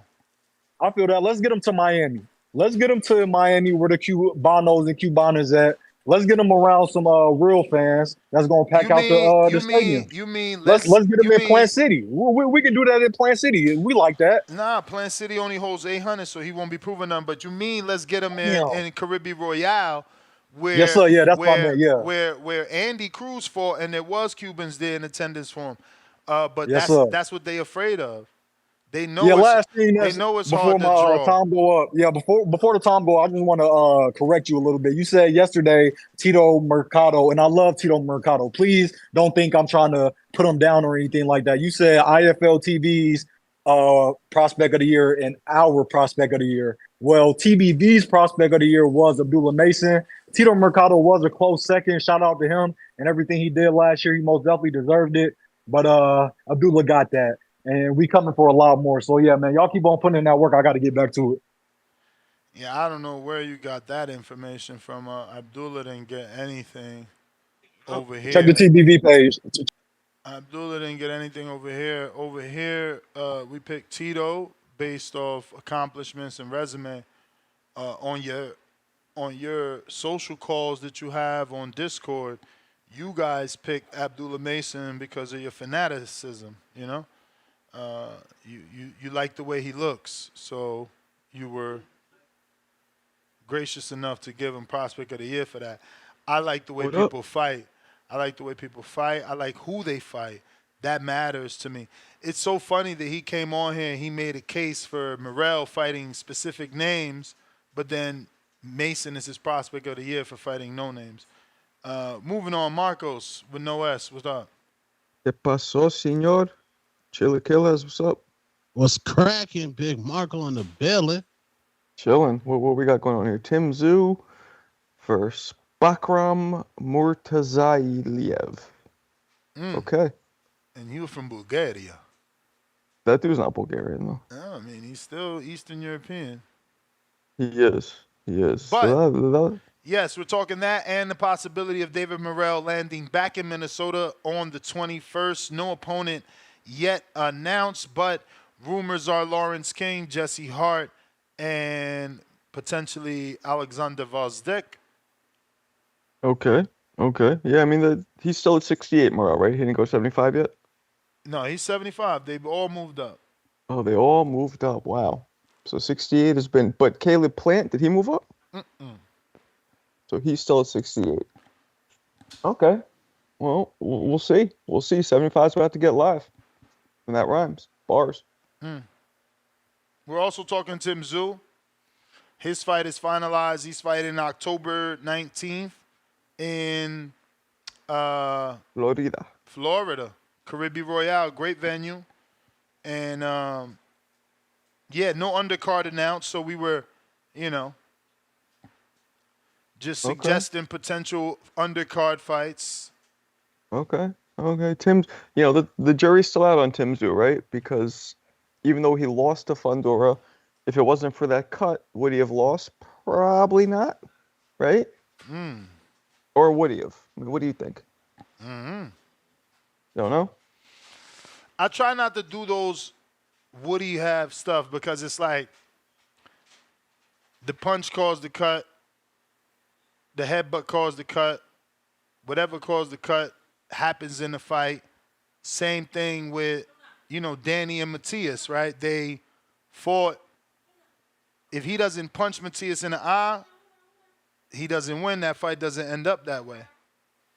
Right. I guess I'm just thinking because Tim Tszyu could still be a possible 154 standout. That's what I'm trying to say. He could still be, because the loss that he took wasn't necessarily because of a lack of skill or whatever. And if anything, some people argue that loss showed that he had a crazy heart, because he just kept coming, and we clearly couldn't see. So he might, he might be up there. He might be up there with the Buds and the whoever else is at 54. You know what I'm saying? Yeah, and side note, just some random hate. Fighters, normalize not going to the nerdy streamers anymore for your marketing campaign. I just saw Rolly with that nerdy dude with the glasses. I saw Shakur with the the schmo guy. Yeah, stop the cab, bro. Y'all wouldn't kick with that dude in real life. Y'all going there for the clout. It's disgusting. Y'all. He annoys you, that guy? No, just about do you ask the dude? Does he get vagina? Just dumb. Learn, get some better marketing people behind y'all. Y'all have no creativity. Y'all just dumb. Nasty. Wait, who we I talking never about? understood. What'd you I think say? he's talking about the schmo. Yeah, the schmo. Yeah, that's what he's talking about. Oh, him creating content? Yeah, I don't care understand about his content. I hate when boxers are going to him now. Shakur went to him and they had a horrible conversation that Twitter gassed up. Now you got Rolly over there having a conversation with him. Who the fuck is this guy? Shitty boxing space. I think Rolly has the kind of personality that he probably should be talking to this guy. He brings a different audience because he's not traditional. He's comedy. Yeah. But it's weird. He just basically screams in your face, right? That's all he really does. Nah, he does more than that. But yes, he does have a act that he turns on during his, interviews. That's not how he talks 24/7. Right. Kind of like Gilbert Gottfried. Yeah, I get it. But, he is popular, though. I don't know what his background is. Yeah. He's popular, and he's, got the right people. It's all marketing, bro. It's all who's, setting up the interviews for you. Well, Tone doesn't like him. They tweeted off numbers. I understand visibility numbers, but this dude knows nothing about the sport, at all. But that's the thing. They don't care about that. They only care that he has an audience. Nasty. It's musty.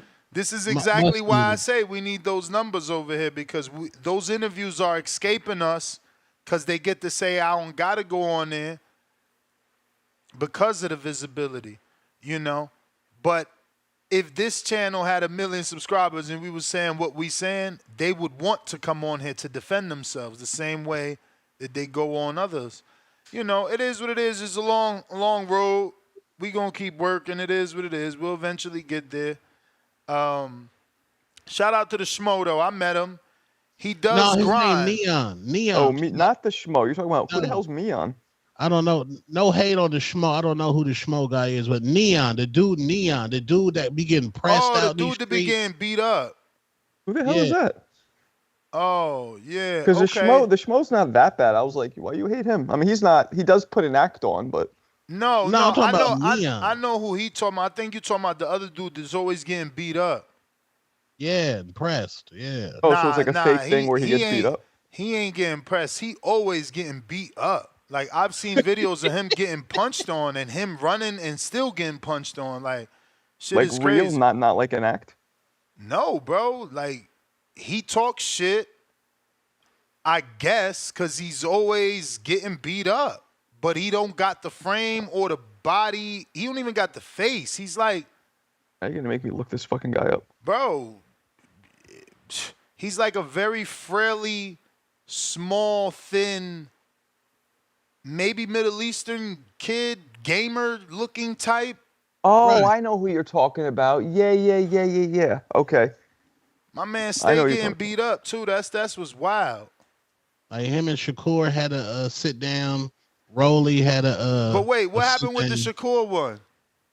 They was working the pads, they was doing pad work, and they tried to do some skit. And Shakur asked them, "Do you get girls?" Just they trying to be like a Walmart funny Marco. Funny Marco started that. No, maybe Andy Milanakis started that wave of comedy. Oh shit, Andy. Yeah, but Funny Marco took it to the next level. But now everybody trying to have that interview style like Funny Marco. So it's just weird. And that's different than Marco boxing. Just to be clear. Right. You got Funny Marco. So how many followers does this kid have, Neon? Oh, I think it's astronomical. I think it's just. Yeah, there you go. There you go. I mean, since you brought up Shakur, did you see that tweet? Show What do you us. say? What you talking? You serious? He's back on Twitter. I don't really even use Twitter. Are you sleeping, Marco? That's the streets. Boxing, I guess for what I do, like Twitter's more like video content isn't big on Twitter. Marco, see, that's why you sleep. Your videos would dominate on Twitter. That's why you sleep. Word? Okay. You need to start posting on there. Okay. Breaking down boxing the way you do. Yes, bro. So people go to Twitter for videos too? Because I thought that they didn't go really for videos. Yeah. Yeah, Twitter got videos now. Okay. Then I'll do it. See what happens. I mean, it's always had videos, but now they even have long form content. Okay. So what Shakur do on Twitter? I'm looking he's for leaving Twitter again and coming back October 12th, which is a lie. I'm trying Twitter to look. Come on, Twitter. That's my guy. I'm trying to look for it, man. Somebody sent it to me. It was crazy, and man, I can't find it, bro. This is crazy. I get sent way too much. No, Tank went to Kai Cenat. Well, Kai Cenat really not corny to me. Kai not corny. I mean, he is corny. Come on. You think Kai corny? Bro, he'll stand up and just be fake going wild. Like, I don't know, man. That shit is animated as hell to me. I don't know. But Tank and Ryan, when they went on Kai Cenat, that was like, it seemed organic because it seemed like Kai was like a casual fan. He was a Tank fan. He was trying to punk Ryan on the like that seemed organic. But Neon, man, I can't believe I ain't take a screenshot of this shit. You guys make me feel so old. Who the hell is Kai Cenat? I'm shocked that Tone don't got this tweet, bruh. Nah, the only tweet I see that Shakur said he leaving Twitter, which is a lie. Yeah, I am lost. I'm like, who are you guys talking about? You don't know Kai Cenat, Marco? Oh, I just Googled him too. I saw what he looked like. I never seen him before in my life. Who is he? He's the content creator. Yeah, streamer. Okay. They call they saying he's one of the reasons that the Ryan and Tank fight did so well. Right. Because he was pumping it? Because they interviewed him. I mean, he interviewed both of them. Is he like a cornball or is he like? That's don't fuck with I don't know him enough for that. You know what I mean? Like, I just see whatever social media clips up from his show, and it's always like him yelling at his screen. But I get that because I yell at my screen. I could be looked at like that too. But it's hard for me to describe. You know, I always just see him fake. To me, I interpret it as like fake animation. Like he's always like animated, but it's fake. You know, they be fake falling. It's always fake. It's always something fake. It's weird. You know what I'm saying? And that's the thing. When you said yelling at the screen, like people want to see you yell at the screen if it's authentic. That they want to see that, but they don't want to see you yelling at the screen if it's fake. Let me see if Alex found the tweet I'm talking about. Nah, this ain't it. You sent me the Neon shit. I'm good off that. Listen. I'ma just say what I'm gonna say. Hopefully y'all seen it and y'all can send it so that it could be proven and I don't look like a Shakur hater. But there was this weird text. Somebody sent it to me too. All you gotta do is resend it to me if you listening live. But it was this weird tweet he put out. A sexual tweet. Has that jogged your memory yet? No. It's about yams? It's certainly about yams and a finger. Y'all still ain't see it? That's Nah. crazy because I wish I had it because I had it this morning. So if you remember, whoever sent it to me, resend it because now I have to show it or I look like I'm like making shit up. You feel me? So please help me Was it with on this. Third Shift Twitter? Listen, I don't know. The point is someone sent it to me and someone already has screenshotted it and it's on their IG page. So they like already showing the world like, yo, look at what Shakur has just said, right? And that's how I seen it off someone else's IG post. But it was his Twitter. I mean, his verified Twitter, unless it was So- Photoshop. He erased it, I guess. Or it's not there now. Of course he erased that shit. Of course. Okay. Well, what are you gonna do? I don't know. I can't find it, bro. Somebody send it to me again. You know you sent it to me. Lord. Yeah. Now I'm very curious. What we got going on here? Oh, see, at least Alex saw it. I feel vindicated because the community really loves Alex. So they Alex Vega, who's fighting in Border Wars, is confirming he saw it too. So I'm gonna leave it at that. If Where you in the ain't chat? No, well, he just hit me up on Instagram. Oh. He's listening live. But again, if you didn't see it, it is what it is. Okay, someone else just sent me the photo. I told you. Let's see what we got going I on. don't know though. I don't even want to screenshot it. What I'm gonna do is, damn, Alex sent me the photo too. I'm gonna send y'all the picture because it's mad weird. You know what I'm saying? Like I don't know if it's Can we say what it real. is? I'd rather when you not say- say because it's that weird. That Well, you know we're what I'm talking saying? about it, so Well, again, we talking, right. broken. We broke. We not really talking. We talking kind of in code because it's so Cryptic. weird that Yeah, let me I see. don't Send it want to to me. be the one. You feel me? That's why I was like, yo, I'm shocked Let me that see. Tone ain't see this shit because he be on everything. He the king of Twitter. I'm And I putting feel it like in the Tone has pre-pro. spidey sense for yam talk. So Facts. I'm putting it in the pre-pro, man. Look, see, tingling right now. See, everybody sending it to me now. We got to remember we on like a 15-second delay with YouTube. So now I'm being DM'd and text the message left and right. The thing is, I don't know. Send it to me. Is that Let me see. photoshopped? It might be hate. They hating on who hating on Shakur? Yeah, that's the problem, man. There's no way to tell. Well, you could tell if it's Photoshop because if a bunch of people saw it off the jump, then they'll know before he erased it. I don't think that's a real tweet. You didn't send me shit. Send it to me. Yes. I will. Nah, they hating on. That's a fake tweet. You think it's fake? They saying he got hacked.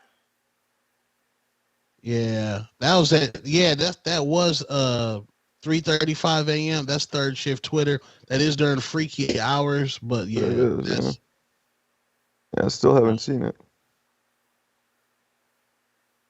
nah, that's fake. I wouldn't even put that out there.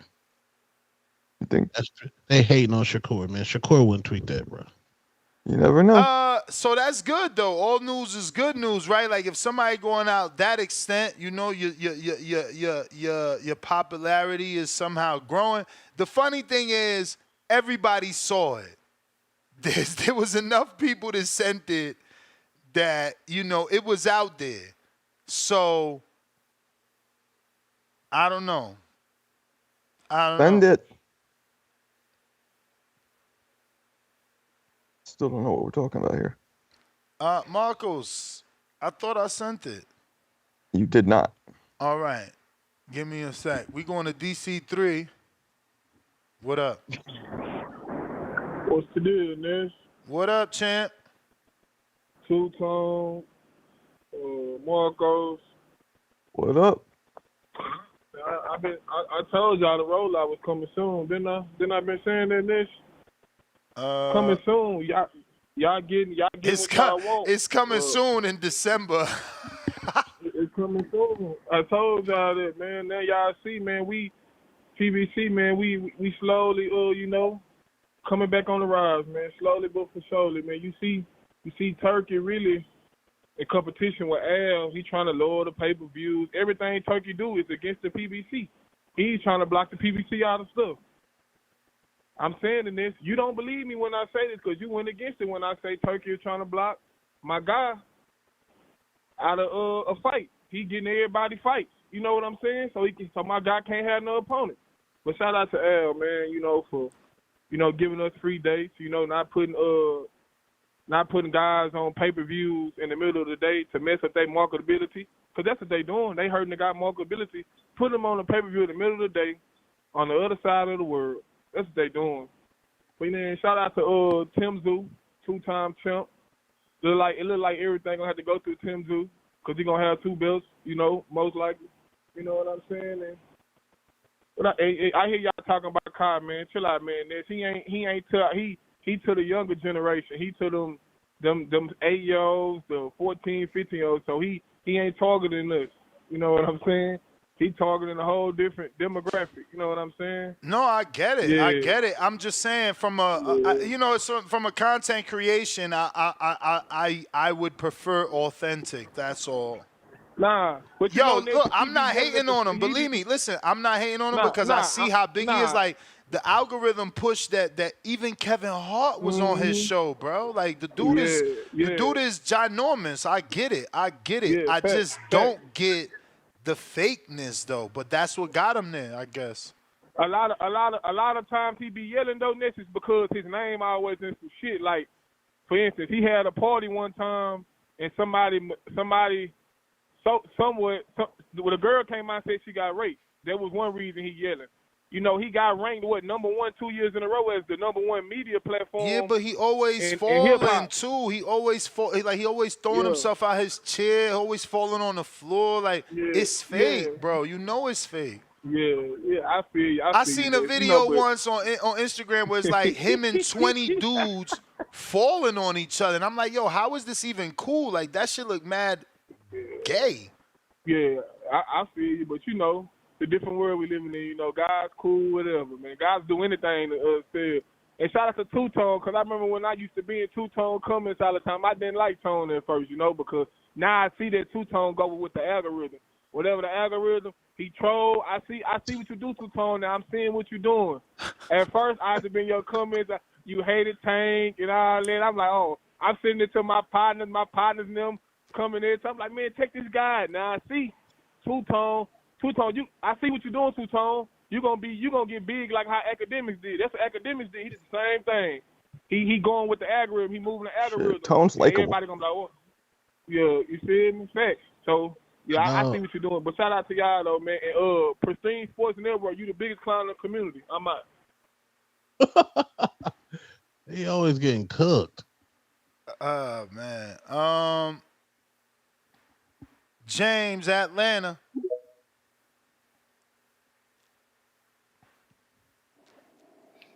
Yo, Ness, Two-Tone, Marco, you hear me? Perfect. We gotcha. Man, y'all funny as shit. Yeah, that shit was corny as hell that Shakur was doing with, and I seen the shit with Rolly as well. That shit was corny, man. So I get what you're feeling, but Kai Cenat, yeah, man, he did actually help bring some more eyes to the Tank and Ryan fight, man. So Facts. honestly, he's a big time streamer from Twitch. He be having all the hoes, all the damn hip hop, all that shit be coming over and just be kicking at his crib and everything like that. He's good for the sport of boxing, man. So I'm not gonna diss him. Dave Morrell, he should fight Khalil Cole. I think it's about time for that type of fight, or even pick up a name like Craig Richards. I think that's another good fight for Dave Morrell. I think instead of actually taking a real step back, actually put other guys that may be on the same level and just see, either make or break if it's still going to be in Minnesota. And I doubt I doubt Khalil Cole's that expensive. And I know you, Ness, man. I know in your heart of hearts, you probably will believe that Dave Morrell may win, but you want Khalil Cole to probably get the upset victory in that fight, especially on the PBC stage. With the Tszyu, I sent the super chat earlier. What about Alberto Collazo 2, which I think that'll probably help the event with it being two Florida guys. It was a tough fight back in the day, and I think both of those guys will be willing to get off the couch for one last hurrah for that type of fight. Other than that, I don't know what else you can actually do to actually, for Keith Thurman at this time frame.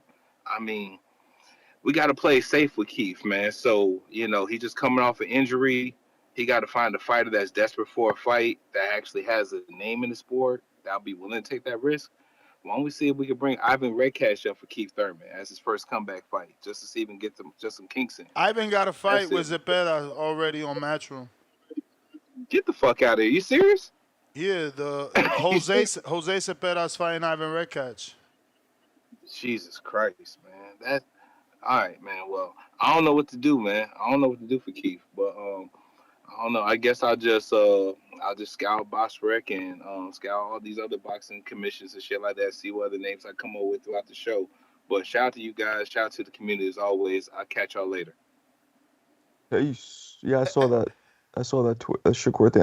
That's funny. You saw that's it definitely, before I sent it to you? Nah. Just when you sent it, I find that's fun. That's definitely crafted to make him look mad fruity. That's funny. Right. Yeah, that's definitely fake. That's hilarious. Even talk on God. He stole the Broner line. That was funny. Yeah, he must be. That's embarrassing. So was that officially on his account though, or did somebody just make it up? Bro, I don't know. You know this fucking game is undefeated, man. Well, whatever. He's I guess that's what happens when he be going on Twitter so much. That kind of stuff might become slightly believable. Nah, I mean, listen. There are troll accounts out there, but yeah, that shit, when you that popular, that spreads like fire, like wildfire. Cause look, everybody is sending it to me. If you're watching this on YouTube, don't forget to smash the thumbs up. And if you haven't already subscribed yet, and do so. We're trying to get to that next goal of 232,000. So we need your help to get to that next goal. If you haven't already, subscribe and do so. 300. I didn't make that tweet, man. That was Tone. Tone did it. On Twitter. On Twitter they sent it to me in a DM and they said two-toned. And I'm like, oh. The nasty part is the timestamp because they try to make it at 3 a.m, knowing that's third shift Twitter, which all the porn floods out there at that time. That's nasty how y'all did that to Shakur. That's nasty. Nasty that porn come out at a certain time. I was just thinking, Tone knows real specifically. He know the schedule for porn on Twitter. This is wild. Y'all ain't never been to third shift Twitter? I would hate to go in his hard drive, man. He said third shift. I didn't even know there was a such thing as third shift Twitter. Yeah, third shift Twitter is elite. I'm telling you, man. Joe Budden became famous off third shift. Hey, listen, I know you're not lying because Danny used to talk about Twitter porn too, so I guess it's a thing. But yeah, I've never gone to Twitter. I'll tell you, a priest needs to go in and throw holy water on Tone's hard drive because it is probably filthy. Filthy. Don't be in the barber chair. You get a haircut, you in the chair, you're looking at your phone. Don't be on Twitter scrolling on your phone, bro. If you scrolling past porn, your barber gonna be like, "What the fuck going on?" Well, they got that that screen protector thing where nobody can see what you're doing now. Nah, the barber got lights now. They got the whole HD 4K setups now. Lights on their head, all kind of stuff. Ring lights. Yeah, they seeing everything. Hawk, talk to us. Oh, what's up, TBV? Number one. How you doing, Ness? Yo. What we got? Marco and the superstar. What up? Ain't too much. Got Tim Tszyu, man. I got Tim Tszyu, man, beating whoever he fight till he get to the top here because I think he was on route to knocking out Fundora before all that happened with his head. What else was y'all talking about? Well, I can say one thing. I'm glad all the star boxers like Canelo and Floyd and even Tyson and all of them don't think like the guy you had on here yesterday. What was it? Brian Norman and them? because they would have took no big fights because they wouldn't have wanted to pay the taxes. So we would never see no big fights. So glad everybody don't think like they do. On to that other what's the other fight for David's supposed to be fighting? Who's the guy he's fighting? There's only rumors. Lawrence King, Alexander Vazdeck that David fought, and I can't remember the other name we said. Oh, Jesse Hart. I don't know. I don't know too much about David.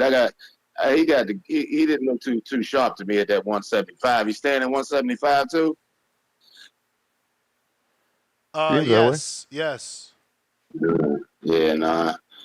Glad to see how he looked. But as far as Boots, man, so Boots definitely don't want to fight that current guy again. What, because of the way he moved? Or he just don't want to do that? I mean, not because of the way he moved, because it was only a $2 million bid, which he gets 65% off. Plus, he got to probably go to Germany, and then you got to consider taxes. He only gonna make a couple $100,000, not a couple hundred, but like, maybe $600,000-700,000, maybe less. Oh, okay, yeah, because I understand that he's thinking about giving up the title. So yeah, I'm just wondering, what was that situation? No clarity yet, man. We gotta wait to see what Turkey Al-Sheikh offers him. Oh, okay. Or he might maneuver around that then. Cause I sure like to see Boots out there. I like to see Boots out there, but I ain't got a whole lot on this one, man. I just know Tim Tszyu would have beaten Fundora, in my opinion. So yeah, I'm sticking with Tim Tszyu on whoever he fight. So that's in October, yeah. But other than that, man, TBV #1. Oh, and the Smoke, man, that's the dude, man. I love the Smoke. But y'all wasn't talking about him. What do you love about him? The Smoke, come on, man, he's just different. Dude, different, man. He's a cool dude, bro. I like him. But anyway, okay. TBV #1. All right, champ. Appreciate you as always. We got about another 18 minutes before we get Tito Mercado Jr. on the show. Just signed a Matchroom Boxing. All right. So you know him? Yeah, I know who he is. Okay. I've seen all his highlights. Oh. At least he got good highlights. Yeah. What route would they take Tito? Do you think like I want Montana Love, man. I want Montana Love. Give me Montana Love on a platter. Go beat the Ohioan up. You know what I'm saying? Then it all depends how fast they trying to move. Because you could do Montana Love, and then you could go next into the Stevie Sparks fight that beat Montana. Or next two fights. Or you could go bigger than that and go Montana Love, Subriel Matias if you ready. You know what I'm saying? Subriel. Yeah. Or you could, if you really ready, you could go Montana Love and then go Jack Catterall Regis winner. You smell me? Just jump into crazy. the top.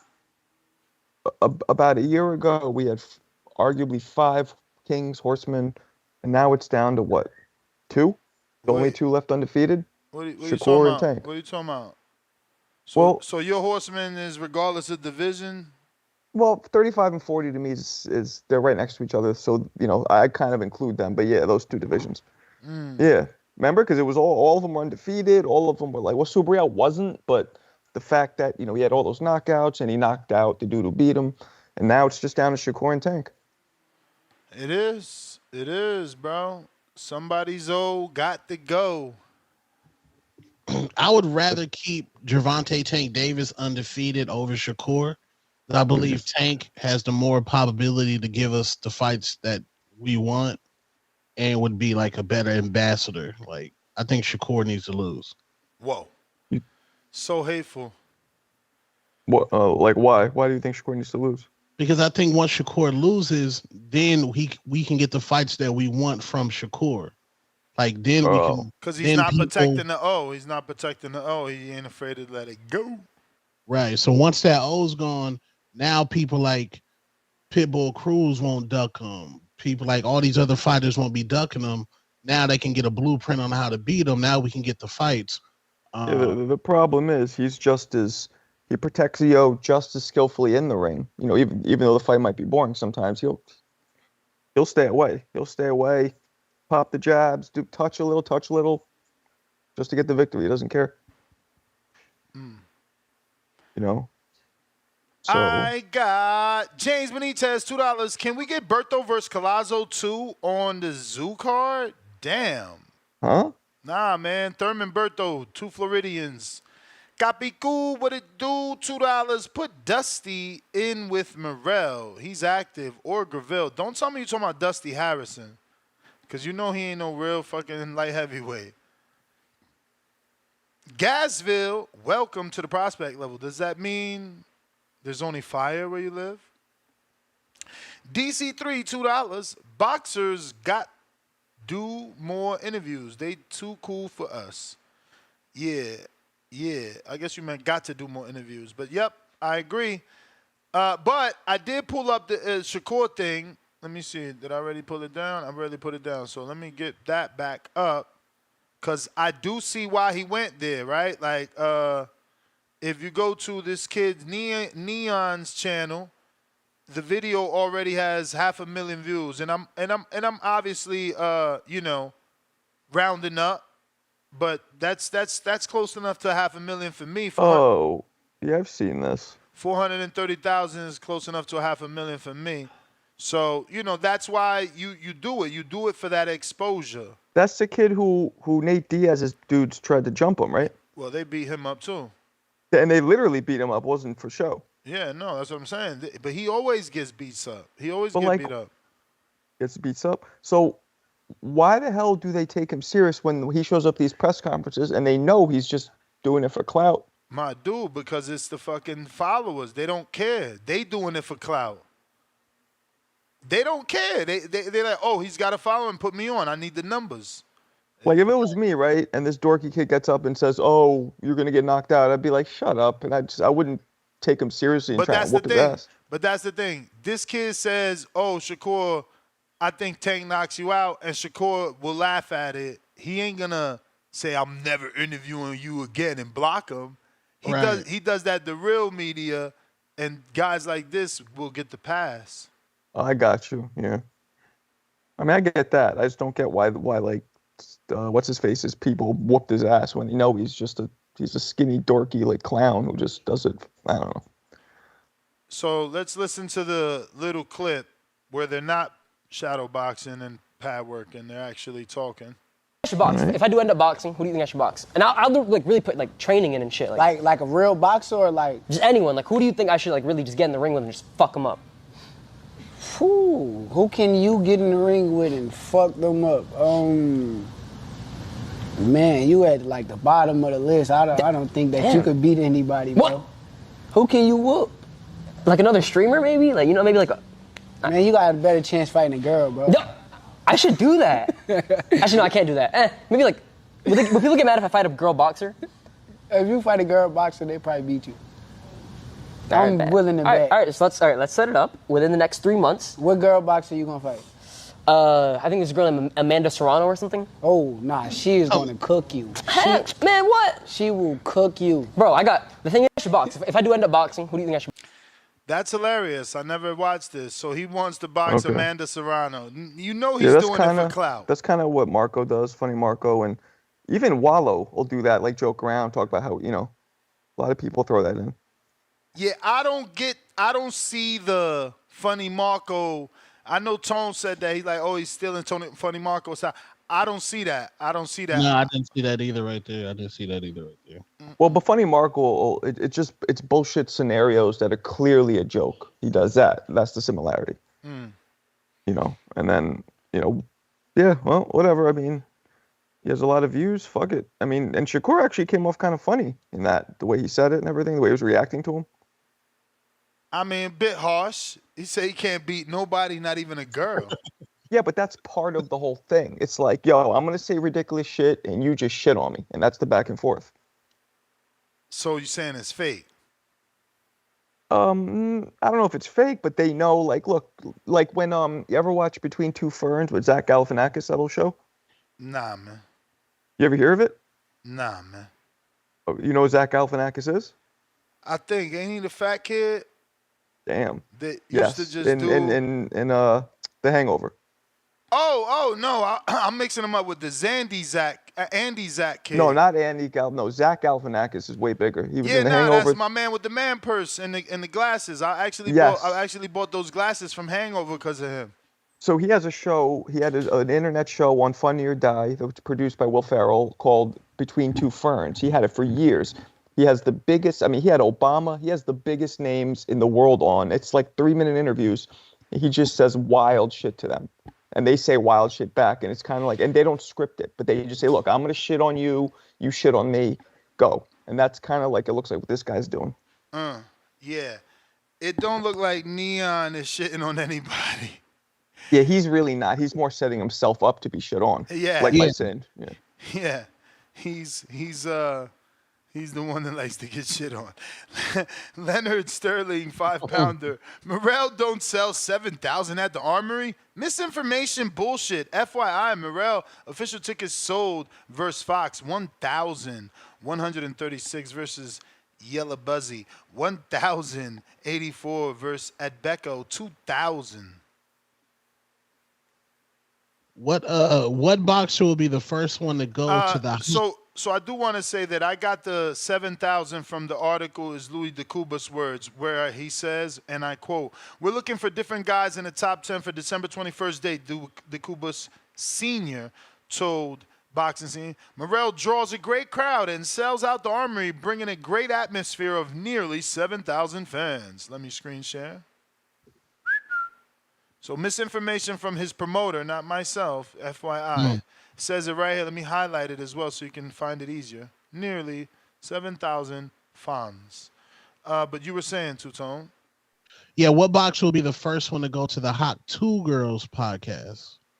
Jake Paul just signed her. Don't even know what that is either. What? You said what? The girl with the Hawk 2? Oh, yeah, that wasn't Jake, though. That was Logan.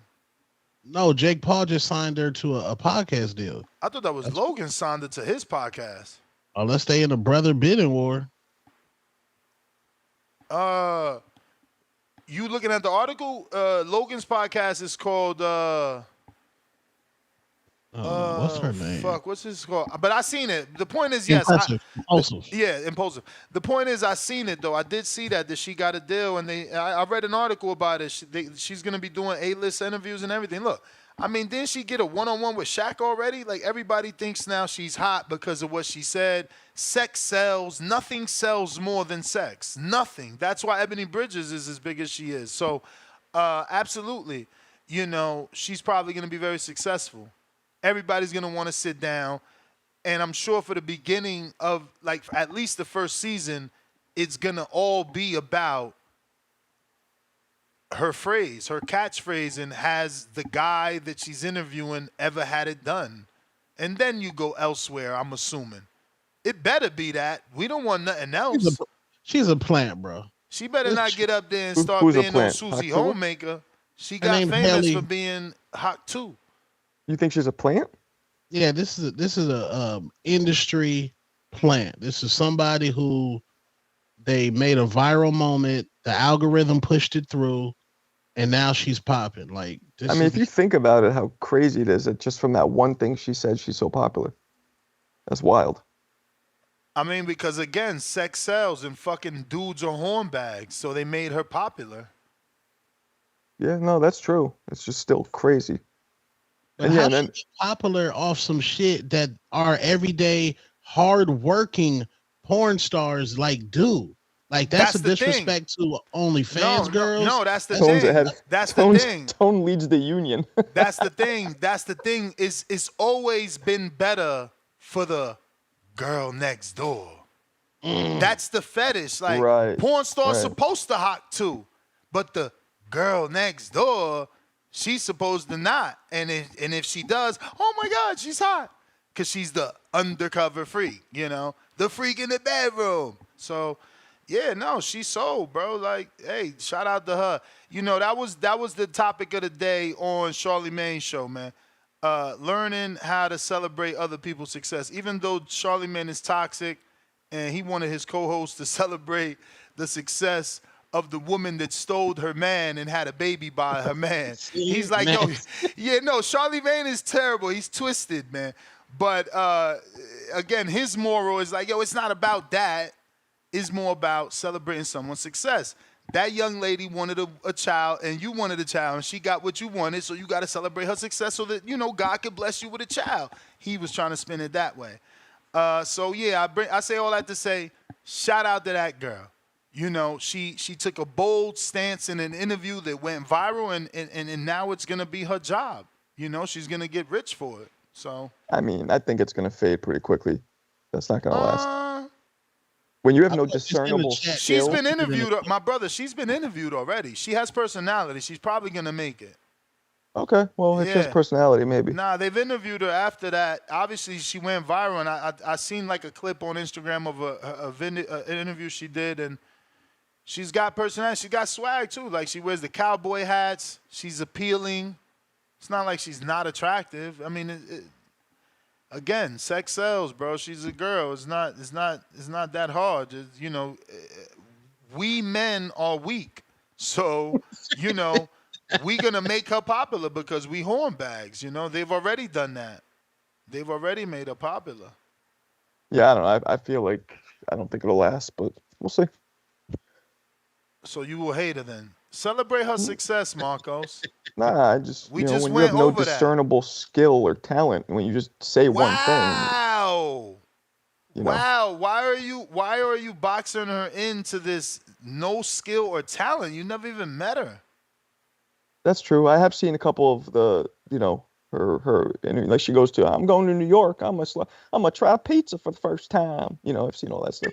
See? I'm just like, all right, See? great. So you saying the voice is catchy. So I'm like, all right, well, she's trying pizza.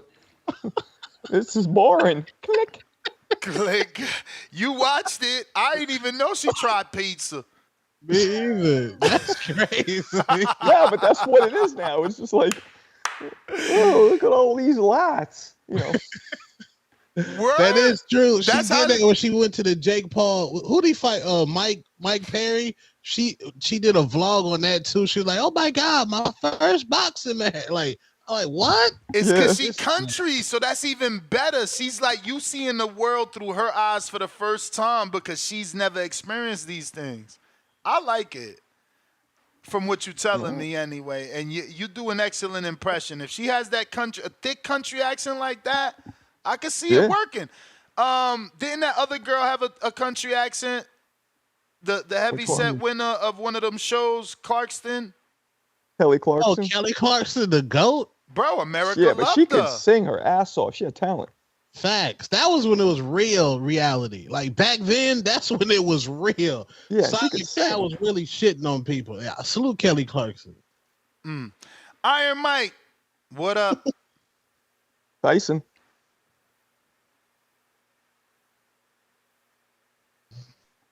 Yo. What up? Shout out to Marcos for making that Mugabe versus Marvin Hagler video. Oh, thank you, man. Appreciate it. Are you cutting out, champ? Something that Canelo will never step up and do because he's asking for $200 million to fight his mandatory. But anyways, I wanted to just ask, what's up with the boxing fans complaining now on the Sheik saying that he wants to make pay-per-view more affordable, and now people are saying, well, the zone ain't for free. What do you mean free? Like, this is bringing the sport down. Like what's up with these fans that complain about everything? They just trolls. They're not real boxing fans. What can you say? Yo, it's wild out here. People can't be happy about someone that's willing to invest the money. I mean, at the end of the day, we all know that, you know, people are waiting for the other shoe to drop, but at the end of the day, we just gotta enjoy it. And in terms of this Tim Tszyu fight for the IBF, um, does this mean that potentially we might see a unification if he's able to get the belt, he's able to do a unification with Fundora right after, or whoever he fights? I don't know that he could do a unification right after, bro. I mean, it's it's a lot of moving parts there. Crawford is still there, waiting for an opportunity. There's been orders. I don't know who Tszyu would get that opportunity with, right? I mean, I want to say believe it's going to the be big money in-house. fight. You want to The believe it's going to big be an money. in-house PBC fight, but I got Tito joining me. I'll get back to you, Mike. Absolutely. All right. Tito, what's going on, brother? That's good. How are you, man? Everything's well? Yeah, everything's good, man. Can't complain. It's early. Did I wake you? Nah, it's good. It's good time. I was about to get ready anyway. So first and foremost, brother, congratulations. I've been waiting for this for a minute. I've been asking you and your dad when you're gonna sign to a major, when you're gonna get that consistent television schedule. The time is now. You signed to Matchroom Boxing, one of the major promoters for sure. They're certainly doing their thing. They just signed Jerron Butenis. They just signed Shakur Stevenson. It looks like Matchroom is your new home. Congrats on that, and just dive into it. Why did you choose them over everyone else? I mean, I know for a fact Top Rank and PBC were interested. So, what was your ultimate reason for choosing Eddie Hearn and Matchroom Boxing as the promoter for Tito Mercado and the future? Man, I think the most obvious reason, obviously, they got a big platform, but I think right now they're the only promotional company right now that's doing big events and doing big fights. I think they're making the big fights happen, especially you go there in Saudi Arabia with His Excellency. So we want those big fights, and I think he's the one that's making them happen. To be honest, I mean, you look at guys like, for example, like Berlanga, who really don't deserve the Canelo fight, but he got it soon. So I mean, I'm looking at the promoter who's going to give me those fights that I want. And what are the fights that you want? Because you're saying big fights at 140. Obviously, you have champions in Teofimo Lopez, who's with Top Rank. Rayo just became a champion. Jose Venezuela with PBC and Amazon Prime. You have Liam Pado with Matchroom, who's with you. And I think that's it, right? That's all four of them. Yeah, I mean, look, you got Paro, you got Hitchison, who's on the Matchroom stable, obviously Puello's too. the WBC champion on the PBC side. Yeah, PVC side, but on Matchroom, the fights are easier to make is obviously the Paro fight, Hitchison's. But obviously, Matchroom works with everybody, so it's easy to make those fights. And now we got Shakur Stevenson on my table too, so that'll be a fight down the line too that I'm really interested in, and it won't be hard to make now. So you see Shakur going to 140 soon? I hope so. I mean, look, the way he talks, he says he can go up to 147. So, I mean, he said tomorrow. So, I mean, I wouldn't rule it out. I wouldn't rule it out in the near future. What's your thoughts on him taking the fight with Joe Cordina? It was expected. I mean, obviously, I wasn't expecting him to take a hard fight right away, especially after his last performance. But we'll see how he looks. We'll see how he looks. I'm not really too impressed with Joe Cordina, but we'll see how he looks first, and then see what he does from there. And no word on an opponent and a date for your debut with Matchroom, or do you have a date? We're working on some dates. Nothing official yet, but I will tell you sometime soon. I'll give you kind of a time frame, kind of sometime in November. That's what we're looking for. Okay, that's Yeah. good. That's good. November is a good time. Lot of fights happening in November. It looks like Tank's back in the first week. Then Keyshawn, who's someone you've always talked about, he's stepping up with Gustavo Lumons November 8th. What's your thoughts on his step-up fight?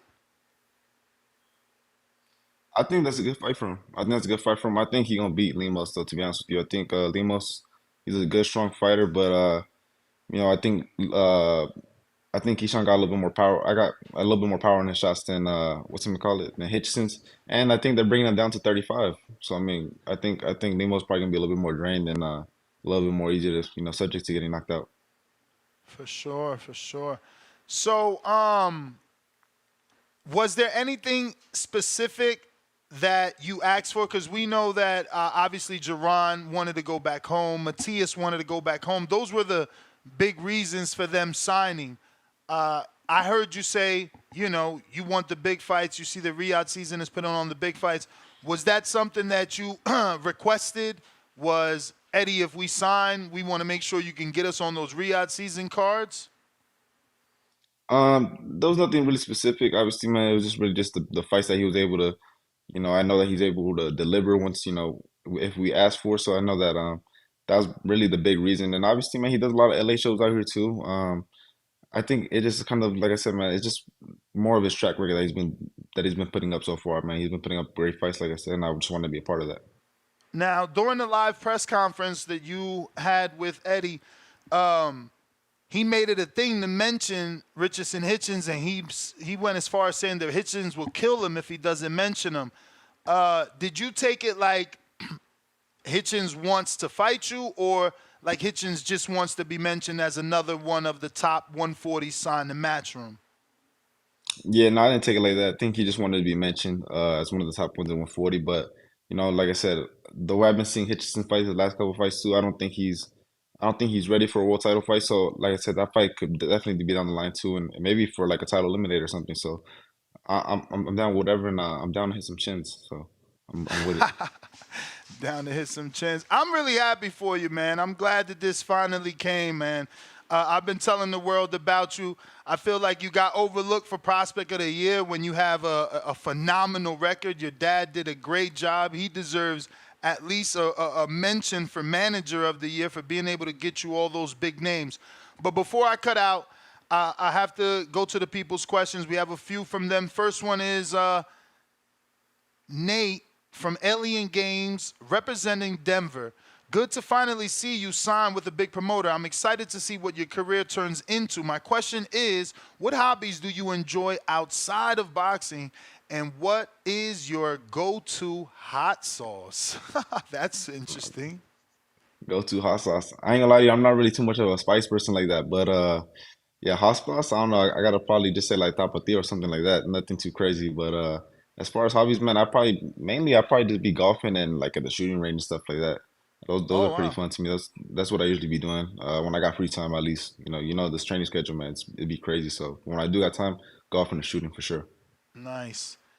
We got Octo that says, greetings, champ. Congratulations on the new signing. Who's your favorite music artist? And give me one movie I should watch. Ooh, damn. Okay. Favorite music artist for sure is Tupac.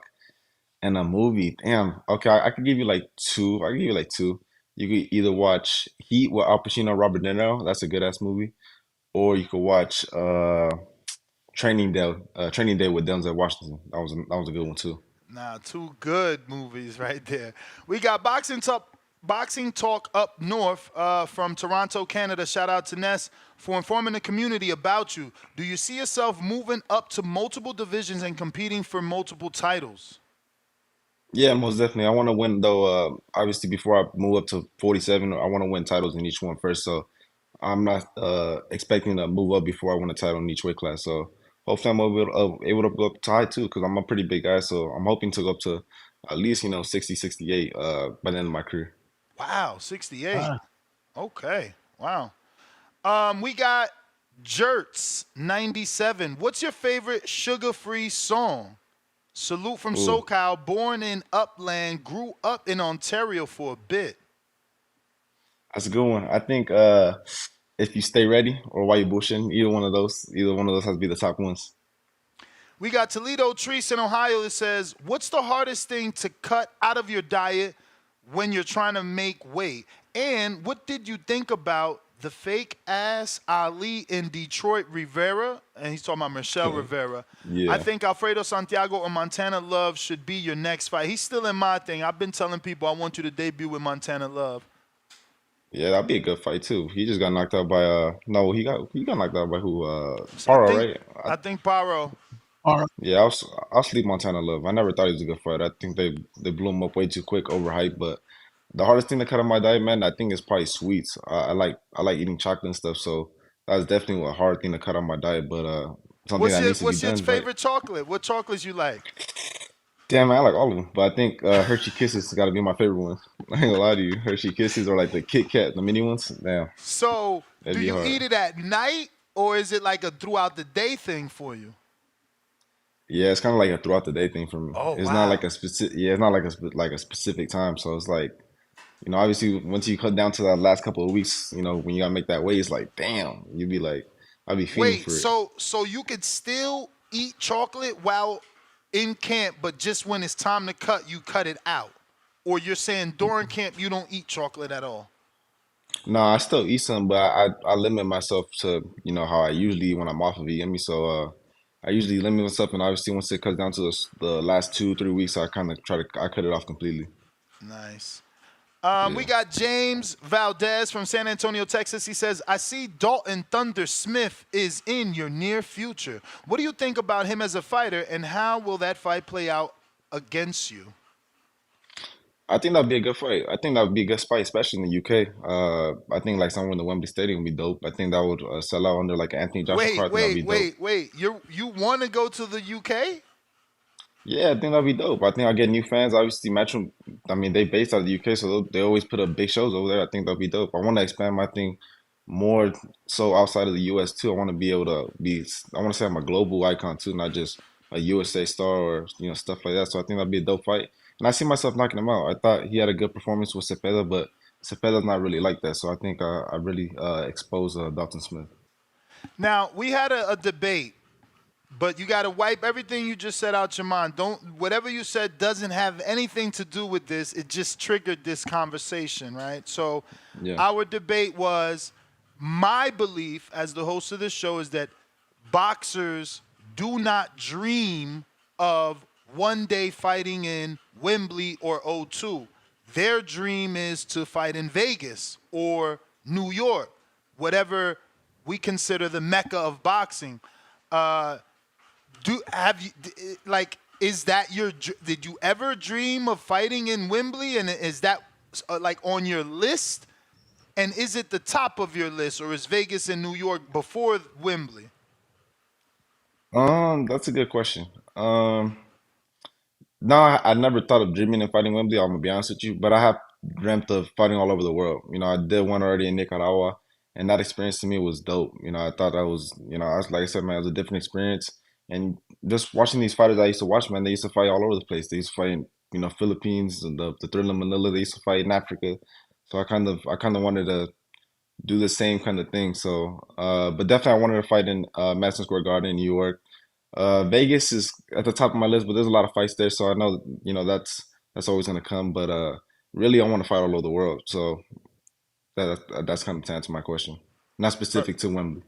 Perfect. And that triggered another one, Nicaragua. My audience was asking, and I said, I know you're Nicaraguan, but I think you're also Mexican, or is it just full Nicaraguan? No, yeah, I'm half Nicaraguan, half Mexican. Okay, so I was right. So I just wanted to make sure that they knew that. The next one here is from David Garcia. What would you say is your best attribute as a fighter? And could you see a fight versus Brandon Lee on a 5 versus 5? And that is true. Brandon Lee signed to Frank Warren. Now they're doing business. Wow. Okay. Can you see that by the end of the year? And what is your best It, attribute as a fighter? I think my best attribute as a fighter is probably just my jab and my ability to adapt to kind of anything in the ring. Within the fly, I don't have to go back to the corner and necessarily make the adjustment. I could do it on my own, uh, kind of visualizing what my corner would say to me, during that time, so I could kind of adapt right away. And I think I think that's a special gift not a lot of fighters have. And then as far as the Brandon Lee thing, I see that definitely happening. I don't know if they're gonna do a 5v5 that soon, probably at the end of the year, but I would definitely love to handle that 5v5. And if they include the 140s, I'll definitely ask Hearn for that Brandon Lee fight. I think that would be a big fight. I think we both on the come up, and honestly, I think I'll knock Brandon Lee out cold within like 2 or 3 rounds. To be honest with you, I think that'll be a good fight, and I mean, I know the last 5v5 Eddie had it didn't go so well, so I would like to turn that around for him. Yeah, nah, he's made a lot of new signings. So when the 5v5 comes, you guys have a good squad now. I mean, Shakur, Jerron, yourself, you know, yeah, it's getting nice. We got Huang in Houston that says, what are your thoughts on Jack Catterall match in UK? He's big there. It makes Eddie happy, and I think a fight you can win. Now, obviously, I don't know if he remembers that Catterall is actually fighting Regis, so I don't know Yeah. if you want to just consider Catterall or Regis Catterall winner. I do believe that Catterall's gonna win that fight. At least from what I've seen this past performances on both of them. But nah, I definitely entertain that fight. I think that fight is a great fight. I think Catterall is he'll be a great. I think Catterall more than anything is like to me at least in my eyes he's more of a gatekeeper. So I think that'll be a perfect fight for setting me up for a world title. I think that'd be a great fight. Honestly, I think I beat him, and I think I beat him easily too. Like I said, he's just a decent fighter, man. I don't see nothing really too special that pops out of that pops out of me for when I see him. All right. We got Rod in LA. Congrats on the signing with Matchroom. For your first fight with Matchroom, would you face Montana Love or Jeremiah Ponce? Jeremiah Ponte. I ain't too familiar with him that much. I heard of his name though, but Isn't that the guy that beat Matias and then Matias knocked him out? I'm gonna Google nah. it. I think that was some Armenian dude, right? Or am I tripping? I'm Googling it. He's from Argentina, Ponce. Yeah, I feel like I heard of his name before, but definitely Montana Love because obviously I know who that is. But like I said, I'll entertain any fight that they throw at me. Any names like that, Montana Love, like you said, Ponce, damn Matias, all the guys that they got in their stable, man, I'm ready for it. I feel like I'm ready for it, and I feel like I'd be every single one of them. He was stopped by Sabril Matias. Okay. And his biggest win is a knockout over Lewis Ritston from the UK. I don't know who that is, to be honest with you. Yeah, Lewis Ritston, I mean, he's not internationally known. If you're a hardcore, you know him. He was somebody that Eddie Hearn and Matchroom were backing, and obviously he lost. But moving on here, we got Rich from Jersey. What's the top 3 fights you want at 140 since Eddie is backing you? And did you know Ness been your biggest supporter? Yeah, no, I definitely knew Ness was always my big supporter, especially after after the first interview that Quinn did, I think you kind of realized, all that stuff I was talking, you kind of realized I was backing it up, and I mean, the minute I seen how many fights did you have when you fought the Puerto Rican Jason Velez? I had 7. That's right there is what I was like, holy smokes, and then from there, it was a wrap. I mean, you just continued to do your thing. It was just unfair, man. I mean, you beat Lundy and didn't get ranked, and then Scooby comes behind you, beats him, and he gets ranked. But finally, you're with Matchroom. They're gonna make sure you're ranked, and things will go a lot better. And the world now will see what we've been talking about. But yeah, man, he says the 3 fights you want that you think Eddie can give you at 140. For sure, Leon Paro. I think he could give me Leon Paro. I think he could give me Devin Haney, and I think he could for sure probably end up giving me. I mean, if Shakur moves up, I definitely want the Shakur fight to 140. But if not, I think Teofimo. I think one of those 3, I could get those for sure. So what do you think about Liam and Haney? They're saying, obviously, Eddie is saying he wants Haney to go to Australia, fight Liam Paro. Haney's been there twice with Kambosos. It's obviously a different division, a different style, but they are familiar. I've watched them spar here in Vegas. So Haney's familiar with Liam. But what's your thoughts on that fight if it happens? Oh man, that's like a real.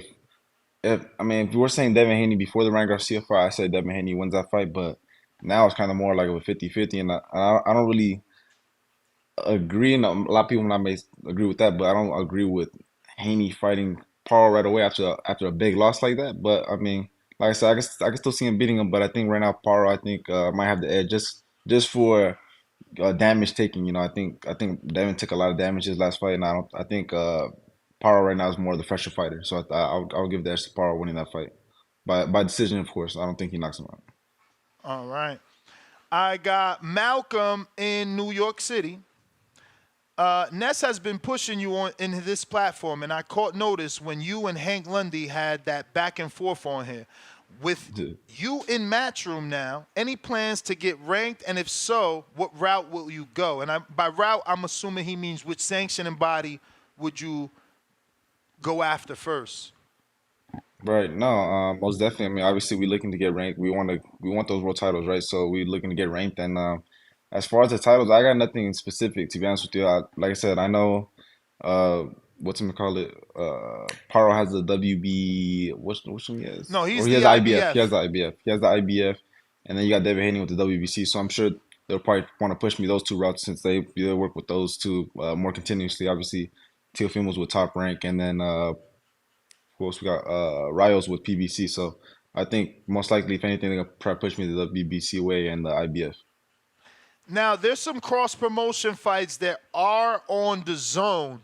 Have you and your dad considered the potential that maybe you can end up in a Jose Ramirez fight, a Arnold Barboza fight, a Kenny Sims fight? Jack Catterall, Regis, all these guys are on the zone. Did you consider some of the guys across the street on Golden Boy that are still the zone? Yeah, I considered it. Don't get me wrong. Like I said, I know Eddie works for everybody. That's the good thing about working with him. He doesn't rule nobody out. So I could definitely see those fights happening if the other side wants it to be made. But as of now, I don't think they want to be made. Like I said, man, I had the Barboza offer earlier this year and they turned it down. So we're gonna keep knocking on the door. I know Kenneth Sims. Obviously he's one of the new signings at Golden Boy 140. I seen his last fight. I wasn't too impressed with him. I think I knocked his ass out too. So, Bro, you think you knock out everybody? I'm being honest though. I'm being honest. It's not because I'm just a dude that just comes forward just throwing power shots. I know how to box too, so I know how to set it up. So I feel like these guys 10, 12 rounds, that's a lot to deal with. Those 10, 12 rounds. Either I knock them out or they just quit in the damn stool like the rest of my opponents been doing. So either one of the two gonna happen. Do you think Kenny has the power, and if he doesn't have the power to keep you off him, do you at least think he has the skill? I don't think he has the power to keep up or to maintain me at a distance or that. I do think he has. I mean, I think he has experience. I mean, he's beat some good fighters, so I obviously wouldn't take him lightly. He looks like he has a decent kind of jab, but other than that, man, there's nothing really too. There's nothing I'm too worried about if we fought. Obviously, like I said, I know he has experience, so like any fighter, you gotta take him seriously. But I think I end up catching him, especially if he walks in like he did with the last dude he just fought. No, he's gonna get slept. Bro, you're a breath of fresh air. I hope this don't change because I know ever since I've been interviewed, you've been talking like this about everybody. Keyshawn, Shakur, everybody. So I hope it just continues and you get to prove it because it's going to make you a star to be able to say what you can do and actually do it. We got Oscar in California says, congrats on the signing. Do you see yourself competing for a title in the next few fights? And which of the current champs would you definitely KO? That's interesting. Yeah, I could definitely see myself fighting for the title anytime soon, man. Now to be honest, but I think for sure the fighters I KO right now is definitely Ryu. I think Paro I knock out. He's just a smaller guy. I mean, he's tough though. He's tough. He handles the real pretty well. But I definitely think I knock out Ryu and Paro for sure, and Devin. And Devin. Damn! Why Ryu? Why Ryu? And I wouldn't rule out. Sure. I wouldn't rule out Teofimo too. Cause I mean, we've seen them get dropped by dudes with not really so much power. Cambosos and and Sandor Martin dropped them a couple times. So I wouldn't rule out knocking out Teofimo, especially even on that crazy shit. So I think I knock his ass out into the senses. To be honest. I love it. He be talking weird on his interviews. I don't know what the fuck he be talking about. Oh man, we got Ali and Dago that says, "What's up, Ernesto? What's your favorite fighter of all time? And do you want a title shot now, or do you feel you need more fights?" So you've already answered the second part. So who's your favorite fighter of all time? I think the two most fighters I watched growing up was Sugar Ray Leonard and Alexis Arguello. I'll probably say those two are my favorite fighters of all time. What was it about Arguello? What made you? Did your father say, "Hey, you should watch this guy"? Like, what made you seek him out? It definitely had to be obviously because of my Nicaraguan roots. My dad showed me tapes, and I was like, "Damn, this dude could fight." He had a nice ass right hand, and he fought everybody, man. He was real technical. Like you said, he know how to move his feet. He had a good waist movement, man. He had a lot of good stuff. So definitely dope. Because my Nicaraguan roots, that's how I found about him, and then I fell in love with the way he fought. I got James in Atlanta that says, "Do you feel Devin Haney is as good as he really thinks he is?" That's a good. I don't know. You gotta ask Devin Haney that question. But we're gonna see how he looks on his next fight. If he performs the way he was doing before Ryan, then he has a solid chance of still beating a lot of fighters. But like I said, man, we just gotta see how he looks after his next fight. So, in your opinion, not that it doesn't matter, but it sounds like you're not factoring in the positive drug test. You're looking at what you've seen happen to Devin. Yeah, because I mean, like I said, man, whether or not those drug tests are true, because a lot of people still don't, they don't believe, they still feel like it's tainted and stuff. So I mean, I can't really say if it's true or not. That's unfair for me to say that, oh, it didn't happen, and obviously, that's still. But the supplement that he said he took wasn't really a performance enhancing drug. Obviously, it's still steroids, and I don't agree with it. I'm a clean fighter myself, so obviously, I'll be uh furious and disappointed if somebody did that to me. But those left hooks, man, were landing all night. No steroid's gonna give you 100% accuracy and landing big shots. And everybody knows Ryan Garcia's biggest shot is his left hook, and he has power in that shot. So, I mean, that shot was landing all night. So it's not gonna change your game plan for sure. So you think it was just a lack of game plan? He didn't adjust. I think he had too much heart. I think he was really out there trying to prove something, and he ended up getting clipped. I mean, he got clipped right away in the first 20 seconds of the first round. And then that's when I knew it was all over. So I think if he would stick to his boxing and not fought so much with his heart, I feel like he really wanted to trade with Ryan and prove a point. It really hurt him. So I think that kind of really affected his whole game plan a lot. Do you think he learned the lesson from that and will go back to being boxer first? I hope so. That's when he looked best. I think that's when people were saying that he looked unbeatable, that he could be tanking all these dudes. So I hope so, man, because when I fight him, I want to fight the best version of him. We got David from Phoenix. Growing up, was there any boxer that style you tried to model yours after? Congrats on signing a matchroom. Oh, thank you. Like I said, man, Arguello, Stewart, Leonard, I picked up some things from Roberto Duran. A lot of these fighters, I kind of pick up little things. I used to like watching Edwin Valero a lot, mainly because he had a lot of tenacity. I liked his mentality coming into the ring. He wanted to knock motherfuckers' head off. And that's kind of the mentality I bring to my game. And like I said, man, I kind of like nitpicking little things from each and every fighter. Well, those are all the questions, champ. I do appreciate you. Give out your social media for anybody that isn't following you. And obviously, man, we want to get you back on the minute you get a date and you can announce it. I know you're looking forward to November. Hopefully that pans out. But thank you again for coming on. Most definitely. Thank you. All my social media platforms are Real Tito Mercado. Stay tuned because I'm ready to announce a date soon. All right, brother. There you have it, ladies and gentlemen. Ernesto Mercado. Catch him on a Matchroom card coming to you soon here on America. I'm very happy for him. You love the way that he talks. So all we got to do is have him back that up. And, he could turn into a star. Like, if you start being the Mystic Mac of boxing, that could take you far. And let's just hope that it doesn't change, because that's how fighters are. When they can't get what they want it. But when they can get it, they all of a sudden don't want it anymore. Right. You feel me? It goes from chasing greatness to chasing the bag. So we'll see what happens as, he starts to cross over into the money-making stage of his career. But phone lines are open for anybody that wants to call in. That was Ernesto Mercado. If you were a member, we got to ask your question. If you didn't drop your question, you know what to do for the next interview. Let's see what we got. Cliff, Connecticut. CT, my neighbor. Yo, You. you can hear me today? You. Yeah, you can hear me? Yep. Yeah, we got you. Yeah, I call most of the. Yo, it's crazy. I was gonna say what you said at the end about all the young hungry fighters talk like that. Yeah, I felt Devin talked like that. Shakur, they all did when they wanted their big fights to prove themselves. And you see, they'll say everything but let's fight. And when I mean, Devin kind of held it down, but you hear it a lot. But I wish you would have asked him when he said everyone that he would run through. He basically named every big name at 140 pretty much. I knocked him out, Devin, Tszyu, Ryo. We heard who he said. I wish you would have said to him, well, who do you respect in the division? Like, who's somebody that you feel could give you a run for your money?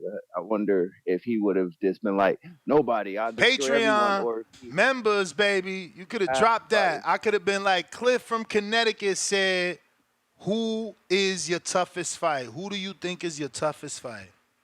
I was a member on your Patreon. I just canceled it because I'm coming back to YouTube So because you could have of the asked it betting there. show.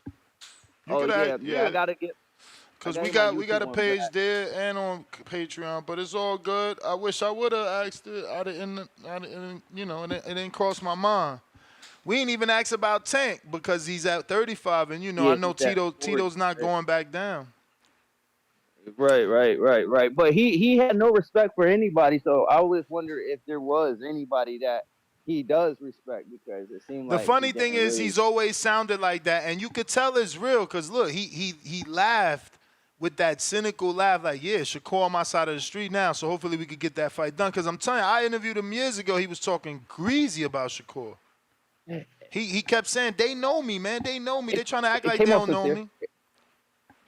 I feel like he believes it, but I feel like if you didn't feel that way though, what kind of fighter would you be? Word. So, I mean, now you put him on the map. You've been talking about him for years. So I can't wait to see his name come across DraftKings and FanDuel. I'll be on it. But yeah, that's it, man. It was a great interview. I just want to know. I just want to hear more about him.